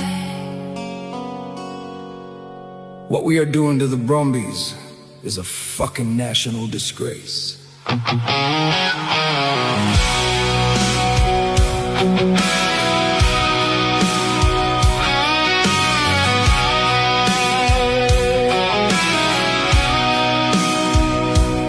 Sun comes up on mountain tops, the frost still on the plain. The ghosts of stockmen ride these hills through wind and dust and rain. Old banjo rode a mountain man, and horses wild and free, racing through the snowy high country for all eternity. Their story built a nation, their spirit still lives on. Of the country that once loved them acts like they don't belong. Now the sound above the ridgeline ain't a stock whip anymore. It's the rotors of a helicopter bringing death across the moor. The mountain winds are asking, what the hell have we become? When the sound above the tree line makes the wild horses run. It's the brumbies' last run, the last run down the range, while the people shake their heads and wonder when things change. They rode with the man from Snowy River, they carry legends through the years. Now we're shooting down our heritage while politicians turn their ears. It's the brumbies' last run. Australia's got to choose, 'cause every horse that falls up there is another piece we lose. From Kosciuszko to the valleys, through every drought and flood, the spirit of the Brumbies still runs deep within our blood. You can call it management, you can quote another report, but there's something in these mountains that no paperwork can sort. They're woven through our history, they're stitched into our song, and a lot of ordinary Aussies think this whole thing's gone wrong. The old stockmen are gone now, but their spirit still remains in every wild horse running across those mountain plains. It's the Brumbies' last run, the last run down the range, while the people shake their heads and wonder when things changed. They rode with the man from Snowy River, they carried legends through the years. Now we're shooting down our heritage while politicians turn deaf ears. It's the Brumbies' last run. Australia's got to choose, 'cause every horse that falls up there is another piece we lose. What happened to the country that stood up for its own? What happened to the spirit that built a nation strong? You can't rewrite history, you can't silence every song, you can't tell a generation those mountain legends all were wrong. Some things are worth saving, some things are worth the fight, and freedom still looks beautiful running through the morning light. Hear the thunder in the distance, hear the wild ones call, hear the mountains crying out before the silence falls. It's the Brumbies' last run, but it doesn't have to be if enough of us stand up for what these mountains mean. They rode with the man from Snowy River, across the ridges running free. And if we lose the wild Brumbies, what else will cease to be? It's the Brumbies' last run, and history's keeping score. Leave the Brumbies to the mountains, let them run forevermore. From the Snowy River country to the plains beneath the sky, the horses of 1,000 stories were never meant to die. No, they were never meant to die.